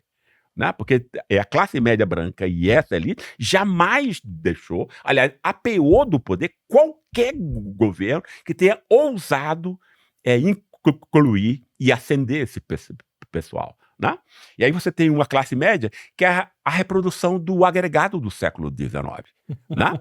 Normalmente o homem livre, branco, etc., que o dono de terra e gente chamava no sábado para tomar um café da manhã com ele, e aí ele achava que ele que ele pertencia à família do. Então ele se dedicava completamente. Era a mão armada desse cara, que ele podia contar para qualquer coisa. Qual é a diferença da classe média de hoje? Né? Se sente elite, né? O imbecil tem um Jeep Renegade e um apartamento e é contra você taxar grandes fortunas e tal, entendeu? Ele é exatamente o agregado, né? Que quer, porque é isso que uma sociedade escravocrata constrói, a necessidade do distanciamento em relação ao escravo, né? Porque isso é que é desonroso, né? Entende? E você tem metade da nossa população montada para ser novos escravos. De que maneira? Você destrói a família, né? Você torna uma família, entende? Perseguição policial e o cacete a quatro e tal, vai parar, né? Entendeu? Quer dizer, aí você vai ter uma mãe que vai estar cuidando dos filhos, com 4, 5, enfim, homens que vêm depois e tal. Aí você, obviamente, vai ter abuso sexual endêmico nessa classe, né? Eu estudei os muito pobres, entende? Quer dizer, para ter essa compreensão e tal, eu estudei empiricamente todas as classes, especialmente os muito pobres, que é o que a classe média não tem a menor ideia, entende? Quer dizer, a nossa classe política normalmente, 99%, não sabe nada do povo. Né? Então, porque a classe média não sabe nada desse povo. Encontra ali no estádio, no não sei o que e tal, mas não sabe nada como é a vida, né, como se dá e tal. Então você tem o quê? Quer dizer, eu conversando com pastores, padres e tal, o cara dizia, 80% dos problemas familiares que a gente resolve aqui é abuso sexual do pai, do tio e tal. Entende? Ninguém fala nisso, né? Claro, é com o pobre. Entende? Ou seja, não importa. Né? Então você tem já uma família que não vai, inclusive porque ela não pode transmitir aquilo que ela não teve, não vai transmitir o hábito de leitura. Né? Ninguém nasce com isso. Ninguém nasce com hábito de leitura. Ninguém nasce com estímulo para imaginação. Isso não é como você ter 2 olhos ou 2 ouvidos. Ou você é estimulado nisso, ou você nunca vai ter. Entende? Pensamento prospectivo, disciplina e tudo. Isso tudo, quem é de classe média recebe de mão beijada, no colo. Entende? Ouve o tio falando inglês, alemão, não sei o que, aí ele já sabe que é admirável e bom aprender língua estrangeira. Entende isso? Como já, né? Aí já acostumou o ouvido dele com músicas estrangeiras e tal, entende? Esse cara vai aprender, meu filho, agora não brinca, vamos pintar isso aqui e tal, ou seja, disciplina, autocontrole, ver o pai lendo, a mãe, etc. E aí, como ele ama pai e mãe, ele passa amar a leitura, etc. Entende? Então, essa criança de classe média chega na escola com 5 anos e já como campeão. Ele é vencedor. Não tem jeito dele perder. Entende? Mesmo que ele perca um ano, o pai paga, não sei o que, ele não consegue aprender inglês, aí manda para os Estados Unidos e tal, entende o negócio aí? Você resolve. Já o filho desse pobre não tem estímulo à imaginação, ao pensamento abstrato, à concentração. Ele chega já como perdedor. Ele já chega com 5 anos perdedor. Né? Ele vai sair analfabeto funcional. Se você é analfabeto funcional, o capitalismo de alta produtividade não pode fazer muita coisa por você, porque o que o capitalismo explora no trabalhador é o seu conhecimento, né? Que está incorporado nele e tal. Se você não tem nenhum conhecimento, porque você é analfabeto funcional, você pode vender, você vai ser muito mais explorado, mas o que você está vendendo é a sua energia muscular. Né? Você foi animalizado como um jumento, cavalo ou como os antigos escravos. Né? Qual é a diferença entre a escrava doméstica de antes e a empregada de hoje? Nenhuma. Qual é a diferença entre o escravo de ganho do século XIX com o cara que é obrigado a ficar 16 horas em cima de uma moto, né? Entregando a pizza quentinha na casa do bacana? Percebe? É exatamente a mesma estrutura de classes. Percebe? Se a gente limpar o óculos assim, né? Opa! Oxe, tá. Então, óbvio, né? Exatamente a mesma coisa. Né? Entende? E isso acontece porque essa herança jamais foi posta como herança principal. Né? E a forma como o combate ao racismo entra entre nós nos últimos 20 ou 30 anos ajuda muito nisso. Porque a forma do identitarismo neoliberal. Entendeu? Quer dizer, são alguns poucos negros e algumas poucas mulheres são tidas como se fosse um grande feito democrático de emancipação que, obviamente, vai privilegiar o quê? As mulheres que já tinham acesso a capital cultural, os negros que já tinham acesso a capital cultural, né? Menos de 1% nos Estados Unidos, menos ainda aqui. Né? E qual é a mensagem que você está dando para os 99% de negros, aonde que moram numa casa com um esgoto a céu aberto? Assim, cara, o problema é seu, o banco. Aquela pessoa conseguiu. Claro, exatamente, os bancos têm, quer dizer, e os bancos fazem competição hoje, né, para ver quem tem mais negros e tal, entendeu? O cara do banco, Itaú, não sei o que e tal, pô, olha aqui, cara, né? Rede Globo e tal, olha aqui, né? Nós somos diversos, né? Democráticos, etc. e tal. Para você aí, irmão, porque você deu mole, né?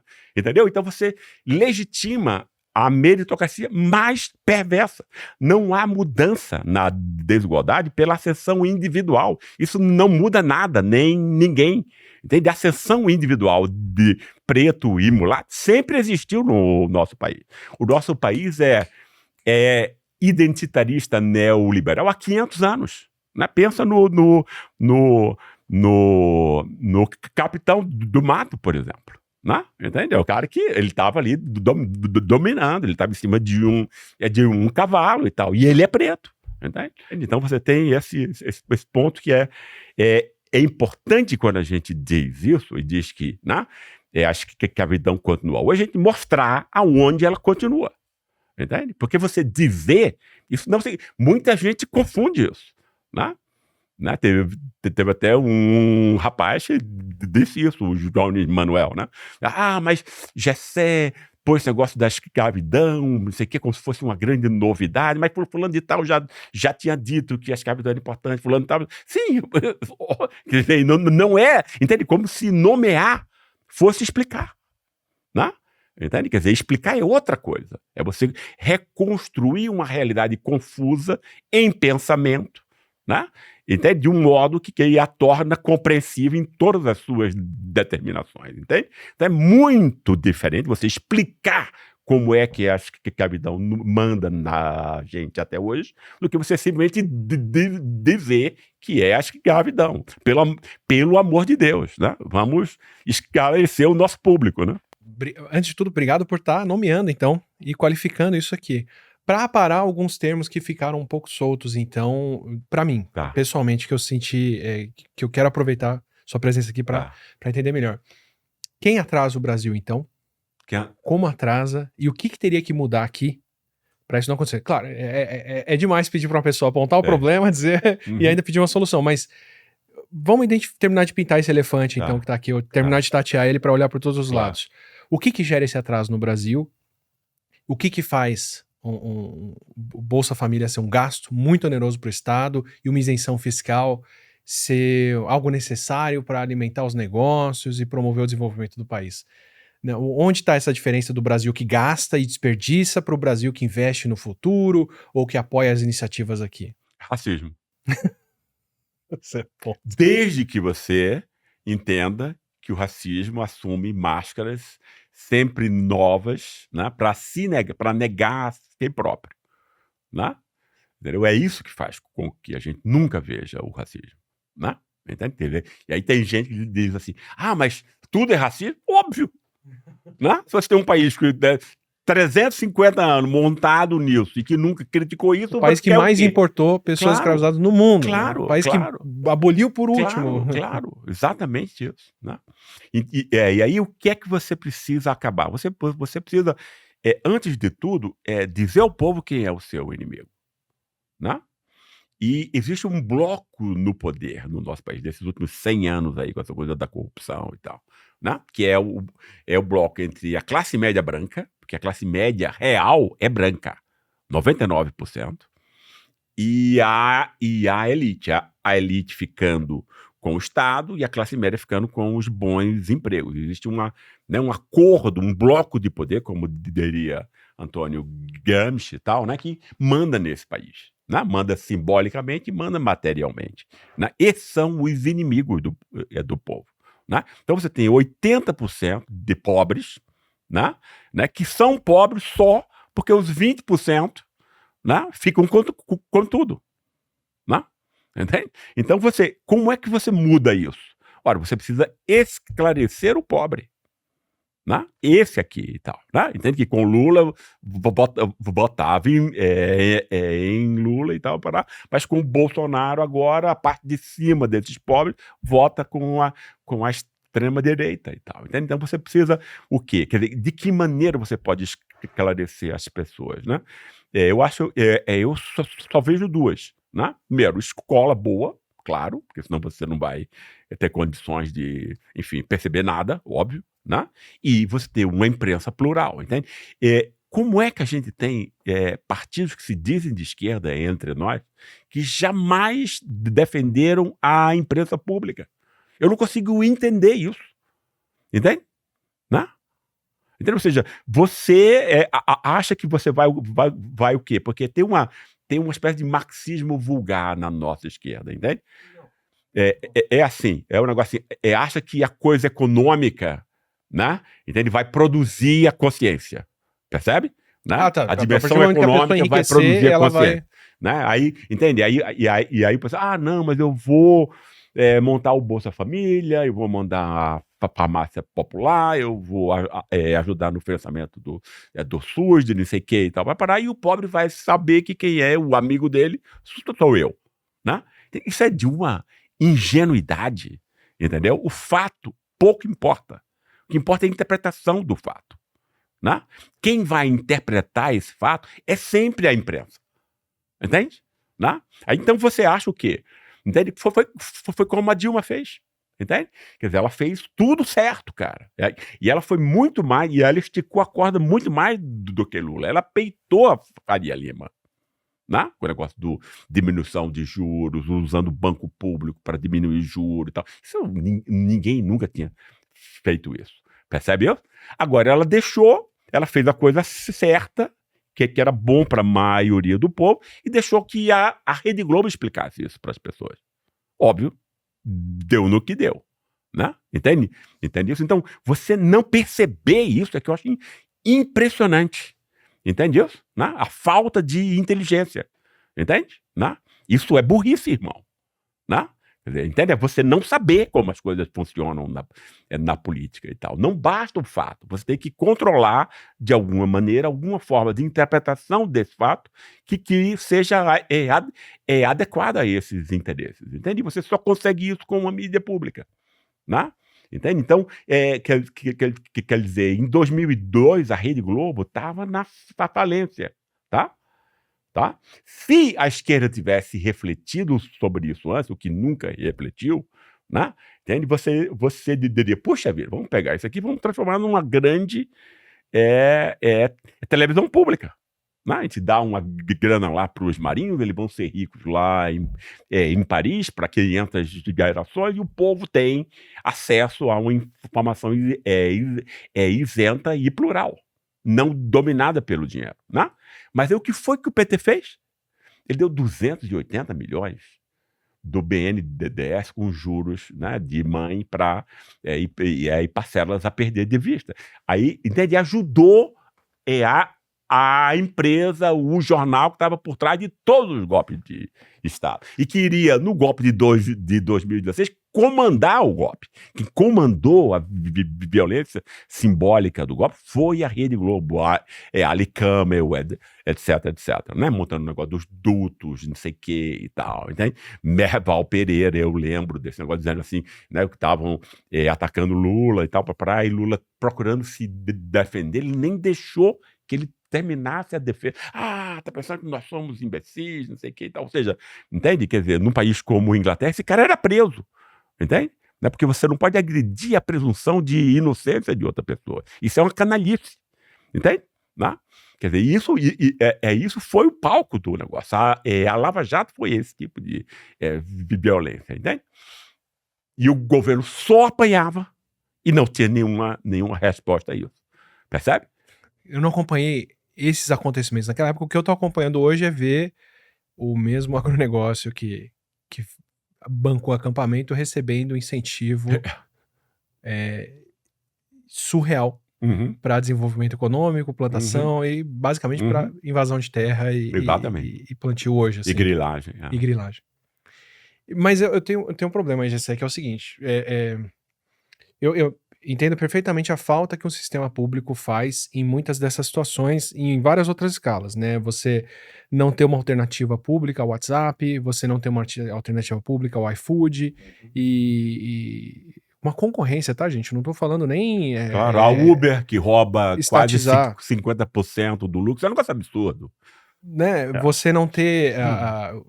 ok, a empresa vai empreender e vai criar uma solução, mas nada impede prefeituras de desenvolverem seus aplicativos de transporte, de entrega, de outras coisas, que não vão cobrar as tarifas do comércio, do negócio, como se cobra lá fora.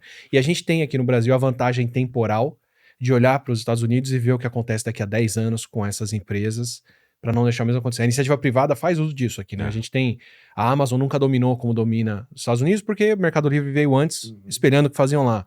O Uber Eats nunca dominou como domina nos Estados Unidos, porque o iFood teve condição de se adiantar. Então, assim, a iniciativa privada brasileira criou alternativas à iniciativa privada dos Estados Unidos aqui. Dava para ter uma iniciativa pública, no mínimo, competindo com isso aí. Por outro lado, onde a gente vê essa iniciativa pública aparecer, que é o Pix, por exemplo, você vê ela, inclusive, favorecendo mais inovação dentro do sistema bancário. Claro. E o pessoal querendo que seja pago, né? Isso, exatamente, né? Então dá para ter um sistema público que, inclusive, favorece novos incumbentes, né? Você hoje tem uma fintech ou tem um banco começando no Brasil, você tem muito mais chance de competição porque os seus clientes podem trazer os Pix para cá, trazer as chaves e as coisas. Então, para mim é muito parecido com o que era a internet no começo. Mas eu queria chegar na internet para falar isso. Nessas iniciativas, nessas coisas, eu vejo a falta que essa iniciativa faz ou o que ela colhe. Mas dentro do aspecto de educação e de informação das pessoas, eu vejo a gente indo numa direção totalmente oposta. O que eu quero dizer com isso? Para pegar uma questão recente, de novo, eu vou trazer exemplos de fora porque é até onde eu conheço ali. A gente teve uma conversa aqui com o Felipe Campante, economista, falando do qual seria a consequência nos Estados Unidos das políticas econômicas que o Trump estava começando a adotar em 2025. Ele falou, bom, aumenta preço de comida, aumenta custo de vida, diminui poder de compra, e isso só se acentuou desde então. Mas ele fala o seguinte: olha, assim como aconteceu no Brexit, que a vida do inglês médio ficou muito mais miserável, não necessariamente as pessoas atribuem esse empobrecimento às causas reais. Você vai ver o Trump falando que é o imigrante, que são os outros países, que é, sei lá, o fentanil, que são outras coisas que estão estragando a vida da pessoa e não as políticas que ele aprova. Então ele tá dando um tiro no pé de quem elege ele, mas essa galera não necessariamente tá vendo esse tiro vir dele. Para isso acontecer, você tem que ter imprensa falando disso, um sistema, né, de educação que possibilita isso acontecer. Então, validando suas coisas, validando seus pontos. Mas, para quem entrar hoje, na imprensa, você fez as suas críticas, mas para quem entrar hoje no que seria alternativa à imprensa, a gente aqui, Claro. o grosso do que o algoritmo vai te servir em qualquer rede social é o indignante, é o alternativo. Quem mais investe em promover conteúdo nesses meios, investe promovendo com conteúdo muito mais enviesado, e a gente tá vendo um monopólio, para ir direto ao ponto. 4 ou 5 grandes empresas que controlam a comunicação, que controlam todas as grandes redes sociais do mundo, as 4 na posse do Trump, e a única que estava de fora, que é o TikTok, acaba de ser privatizada nos Estados Unidos. O algoritmo que serve conteúdo tá nas mãos da Oracle agora, do Larry Ellison lá, que é o primeiro, segundo mais rico do mundo. Então, assim, e inclusive as falas dele sobre o perigo que era o TikTok são fantásticas. A gente não pode ter uma rede estrangeira aqui fazendo a cabeça dos nossos jovens, poluindo a mente deles, fazendo lavagem cerebral, coisa que se você fala de qualquer rede social americana aqui no Brasil, você está sendo um radical, assim. Claro. Mas eles falam sem o menor pudor de uma rede social estrangeira lá. Meu ponto com isso é como que as pessoas vão se informar disso? Ou para onde você vê as coisas rumando? Porque a gente tá no ano, começa 2026 com corte de verba de universidades, porque isso tá indo por voto do Congresso para orçamento secreto. Exato. A gente tá com um sistema de precarização de ensino público em escala municipal, estadual, federal, surreal no país. Claro, surreal. E sem anúncios de um governo que teoricamente é pró-educação e que criou universidade, criou instituição, inclusive a universidade onde você trabalhou, sem essa postura pró-educação que a gente viu antes, e esse outro meio que seria alternativo, que são as redes sociais, muito mais controladas, cada vez mais controladas, e o próximo passo, que é a inteligência artificial respondendo ao seu prompt, mais concentrados na mão ainda, de menos empresas e de mais pessoas do que isso. Então, como que você vê isso, né, se integrando? E por onde teria que passar essa visão alternativa de sociedade ou de como as coisas funcionam nesse meio aí? Novo, escravidão e imperialismo, né? O que é que a gente tem aqui? Quer dizer, Getúlio, né, também foi o primeiro a montar uma tentativa, já porque ele teve necessidade de uma coisa anti-imperialista. Isso vai ser continuado por Jango. Jango vai cair, os Estados Unidos vão intervir no golpe, porque Jango queria não era só a reforma agrária aqui dentro, era a lei de remessa de lucros. Ele ia limitar a remessa de lucro das empresas americanas aqui. Foi isso que fez com que Lyndon Johnson dissesse: vamos tirar esses caras e tal, né? E obviamente a elite aqui adora todo o golpe, porque você vai vender na bacia das almas empresas, quer dizer, você vai roubar muito e tal. O golpe rouba-se muito, né, com ele e tal. Então você tem o quê? Assim, você tinha até 74 esses temas como temas importantes e tal. A gente tem que se proteger como país, etc. E tal. 60 anos depois. 60 anos depois, amigo, a gente é um povo que é feliz em ser servo, entende? Né? Entende? Não tem problema nenhum de ser escravo de americano. Entende? Quer dizer, acha isso legal e tal. Entende? E paga o preço, né? Porque quem defendeu, quem botou bonezinho de Make America Great Again, se viu tarifado pelo Trump na primeira hora conveniente para isso, né? Exatamente. Não, imagina, um povo completamente sem noção nacional, quais são os problemas nacionais, etc. e tal. Entende? Que é de novo. Entende? O que a esquerda tem que fazer. Porque não é a direita. Quer dizer, a direita está aí roubando há 500 anos. É o negócio dela, entende? Né? E usando as máscaras do racismo para legitimar isso. Né? Esse é o ponto da direita, entende? O que me incomoda, e aí o livro é exatamente sobre isso, né? É o quê? É uma esquerda que não se contrapõe a nada disso, entende? Porque se você agora, né, por conta disso eu citei o exemplo lá da Rede Globo em 2002, entendeu? Porque em 2002, com 80% de aprovação popular, você pode fazer muito mais coisa. Entende? Mas aí não é só você botar gente nas universidades ou não sei o que, melhorar os salários. Tem que mudar a interpretação do país, porque é isso que vai determinar tudo. De novo, as ideias mandam nos seres humanos, né?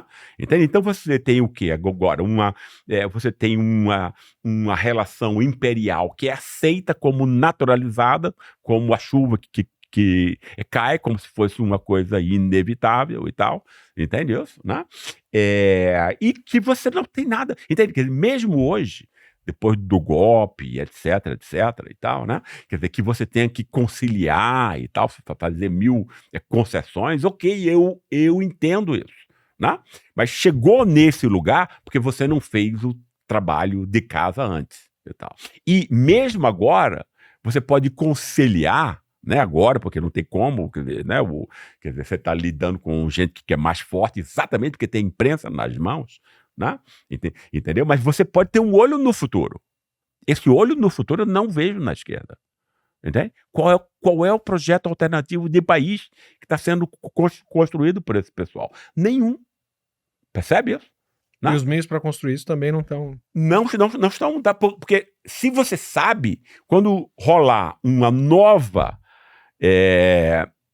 oportunidade, você pode aproveitar. Entendeu? E é uma coisa muito, muito incrível.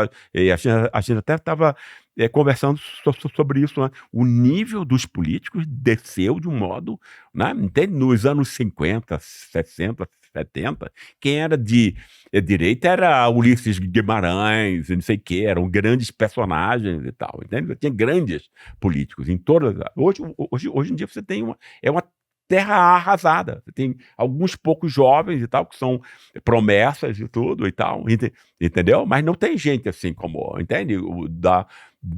Enfim, da postura de um Flávio Dino, etc. É um cara só e tal, entende? O cara que pega nas grandes questões que importam e é convincente e consegue, entendeu? Quer dizer, você não tem mais isso, tal, né?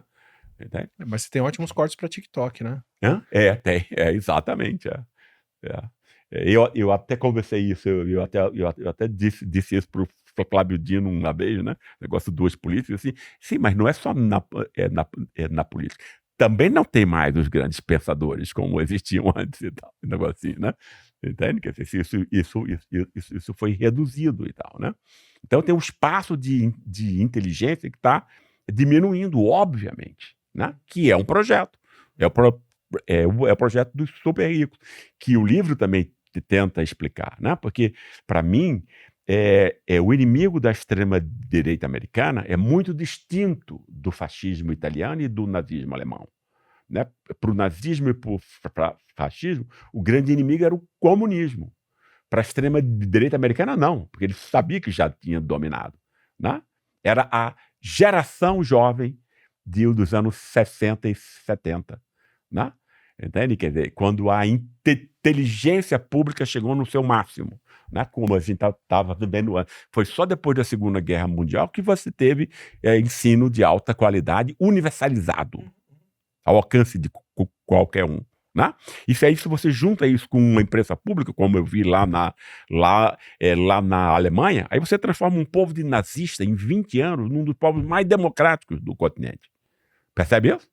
Eu vi isso acontecer. Quando você fala de imprensa pública, DW, BBC, quando estava assumindo esse papel de serem as vozes do Ocidente antissoviético, tiveram uma campanha muito forte de serem acessíveis, de criar toda a iniciativa de divulgação científica da escola inglesa de comunicação, de criar uma rede de imprensa mundial, que era a Deutsche Welle, formando pessoas no mundo inteiro.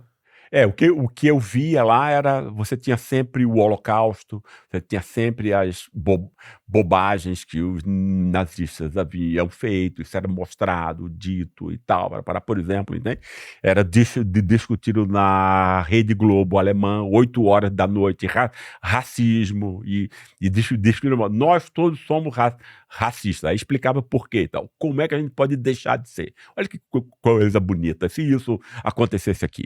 Entendeu? Só a Rede Globo, 8 horas, um programa de 2 horas sobre isso e tal. Percebe isso? Ou seja, é uma diferença muito grande e tal, entende? E a primeira coisa que o Trump desmontou nos Estados Unidos, né? Acabar com qualquer coisa que passe por Pública, diversidade, equidade e inclusão. Claro, Então não pode se falar de racismo, de negros, de mulheres, de homossexuais ou do que for. Desmontar todo o sistema público de comunicação deles, porque você tem Twitter hoje, para que você precisa de rádio pública? Claro. E desmontar o sistema de financiamento das universidades e de receber pessoas qualificadas de fora, né? Quer dizer, esse é o projeto mesmo, assim, não tem como... E isso mostra a inteligência dessa direita. E mostra a burrice da esquerda. Claro.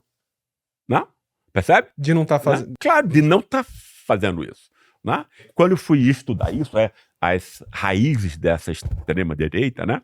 Ela vai ser em contraposição a isso. Por quê? Porque aí você vai ter tudo que foi inventado de importante foi na Revolução Expressiva dos anos 60. Esse pessoal, né? Libertação das mulheres, a coisa da guerra do Vietnã, com a coisa anti-imperialista, a coisa da crítica ao racismo, o negócio o fim da segregação do Jim Crow. Exatamente isso. Tudo foi um negócio. Ver a natureza agora em conexão, ou seja, era um paradigma pós-produtivista, ou seja, para além a criação dos órgãos de vigilância ambiental. Exatamente isso, exatamente, você está pegando exatamente o ponto, que aí ia dar multas bilionárias para as empresas sujas, etc. Ou seja, tudo todo o programa de trust, de desmonte, de monopólios, que criou toda a inovação e empreendedorismo. Exatamente. Qual é a empresa que vai montar uma das primeiras, porque os ricos contrataram, sabe quem? Olha que negócio incrível. Por exemplo, na Fundação Olin, que era produtora de arma química, ou seja, né, o pior tipo de indústria, que tinha tido multas vultosas por roubo, por envenenamento de rio, etc. Né? Aí o cara chamou um tal de Michael Joyce, que talvez seja o anônimo mais importante do século XX. Né? Michael Joyce tinha feito uma tese de doutorado em Antônio Gramsci e o conceito de hegemonia cultural de Gramsci, né? Quer dizer, que Gramsci é um marxista que vai, o que ao contrário dos outros marxistas, que vai ter um pouco essa relação muito difícil, né? Você explicar que a economia produz as ideias e não sei o que e tal, que é uma bobagem, mas a gente não vai poder entrar nisso aqui agora, né? E ele vê exatamente o contrário, ou seja, o trabalho de um partido de esquerda é você ganhar a hegemonia cultural, você disputar as ideias dominantes, né? Aí o cara pegou um gramsciano para ser, entende? E aí como foi que ele fez? Como uma luta cultural, entende? Quer dizer, para acabar essa juventude inteligente e criar uma juventude imbecilizada. É isso. Né? Claro, porque sem capacidade de argumentar, pensar, etc. Isso foi montado. Né? O pessoal montava assim, o Michael Joyce montava o seguinte, tinha uma estratégia que ele chamava de ponta de praia. Entende? Que é quando você vai dominar um país e tal, você não vai pegar o país inteiro, vai pegar um ponto e depois, a partir de lá, você vai entrar. Ele entrava em Harvard, por exemplo, né? Comprava um grande professor como Samuel Huntington e tal, ganhou dezenas de milhões de dólares para formar gente. Entende? Tem centenas de caras formados, por exemplo, por esse cara. Isso é só um caso de entre milhares, entende? Conseguiram redefinir o direito, a economia, a política, etc, porque perceberam uma coisa, né? Ou seja, essa esfera pública ativa que existia antes, que era libertária, etc, mas não só libertária, era também onde o trabalhador médio americano tinha tido o seu maior salário. E a taxa de lucro americana estava estava na sua maior baixa histórica, ou seja, um povo inteligente regula o capitalismo, percebe? O imposto em grandes fortunas era quase de 90% da renda, um negócio isso, surreal, era assim. era pesadíssimo, ótimo, né, que exatamente é como tem que ser, né, e aí foi, né, quer dizer, o que eu chamo no livro de Vingança dos Super Ricos é isso, cara, foram 50 anos, né, comprando imprensa, no mundo todo, Murdoch é isso e tal, os anos 90 são os anos onde se privatiza a imprensa no planeta inteiro e tal, entende? Você vai controlar a universidade, ciência, a indústria cultural, etc. Entende? Todo o horizonte simbólico é seu, está no seu bolso. É isso que é a extrema-direita americana, né? E é isso que causa esse vazio que nós estamos tendo agora, né? E aí você joga ainda o quê? O pobre para brigar com o outro pobre, né? Ou seja, ao invés de brigar com o rico, né? Entende? Vai ser o branco pobre de Santa Catarina contra, né, o negro pobre de Pernambuco. Comemorando que mataram não sei quantos numa ação. Exatamente isso.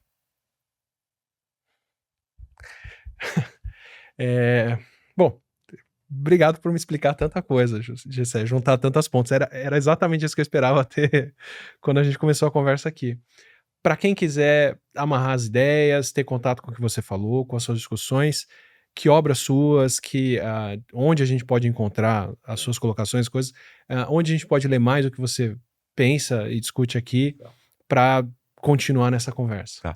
Eu gostaria, antes de tudo, que as pessoas não ficassem com medo, porque eu não vou matar a esquerda, não é essa o meu, entende? E não precisa ficar com medo do título do livro, né? Porque eu acho que é importante para a gente entender exatamente quer dizer, que tipo de inimigo a gente está enfrentando, quão poderoso ele é e como a gente está sendo ineficiente nessa luta, entende? Quer dizer, é uma contribuição para isso. Isso era uma coisa importante. Eu acho também o pobre de direita, porque, né, é a luta política mais importante do nosso país hoje em dia, né? E três outros livros que eu diria, que é o Brasil dos Humilhados, que é criticando esses pensadores que montaram essa coisa de humilhar o próprio povo e os caras se terem tido como que críticos sociais de esquerda e tal, entende? O que é um negócio incrível, né? A Elite do Atraso, que é um contraponto com o Sérgio Buarque, ponto a ponto, né? Para, enfim, montar uma forma alternativa de ver a sociedade. E eu gosto muito do A Ralé Brasileira, que é o livro sobre os muito pobres, né, que eu acho que é uma coisa muito importante para qualquer pessoa de classe média poder entender minimamente quem é o seu povo, né? Quem é o pessoal que vai na casa dele faxinar ou entregar pizza quente, né? Quando a gente está com fome. Perfeito. Perfeito, obrigado. Até Bom, eu vou deixar também uma lista de episódios que conversam com isso aqui. Quer dizer, a gente fez essa lista ao longo da conversa aqui, mas bem, o que a gente tá vendo agora, pelo menos nos Estados Unidos, é a fase do deitar na cama, né? Fizeram a cama, montaram, agora estão deitando. Acho muito bom a gente ver à distância o que acontece para decidir se aquilo é o nosso passado ou o nosso futuro, né? Exatamente. E aí a gente tá vendo também o que é você, entende? Quer dizer, o povo tá com medo, né? De Trump e tal, entendeu? O negócio. E isso cai como se fosse um raio em céu azul, como se fosse com Trump agora, como se não tivesse sido sempre assim. Percebe isso? Quer dizer, só porque ele é esse tipo mais canalhão, né? Ele aí joga mesmo as coisas, e ele adora isso, ele é um narcisista perverso. Né? E tal, né? Ele não fala de nenhuma coisa impessoal. I don't like it. Oh, I love him. Né? Tudo que interessa é ele, é referido à pessoa dele, entende? Aí ele lida com um outro país como se fosse uma relação com ele, pessoa. E tal, né? As pazes que ele fez com o Lula é porque ele gostou do Lula, segundo ele. Rolou uma química, pronto. Né? É uma loucura, né? E boa sorte enquanto a gente grava aqui, pelo menos. Talvez tenha se resolvido com esse episódio fora ao ar, mas boa sorte para quem tentar viajar para lá agora e tiver com visto suspenso por causa dessa pessoalidade dele. Exatamente isso. Obrigado, obrigado. Obrigado a você. Foi uma ótima conversa. Eu também adorei. Obrigado. Parabéns pelo trabalho. Espero que você tenha gostado dessa aula do GCE e, independente das colocações dele ou do posicionamento dele aqui, eu quero deixar esse convite para a gente refletir sobre quais são os grandes problemas do Brasil de fato e, em ano de eleições, quem está apontando o que são esses problemas e trazendo soluções para eles que, de fato, vão corrigir o que a gente passa por aqui. Para mim, uma das grandes questões para a gente decidir o que vai fazer daqui para frente e se a gente está vivendo o passado ou o futuro do que outros países estão passando. Se você quer mais conversas como essa, aproveita e se inscreve aqui no canal, assim você recebe os próximos vídeos regulares e o Não Ficção, que é esse nosso podcast aqui com excelentes convidadas e convidados. Até uma próxima.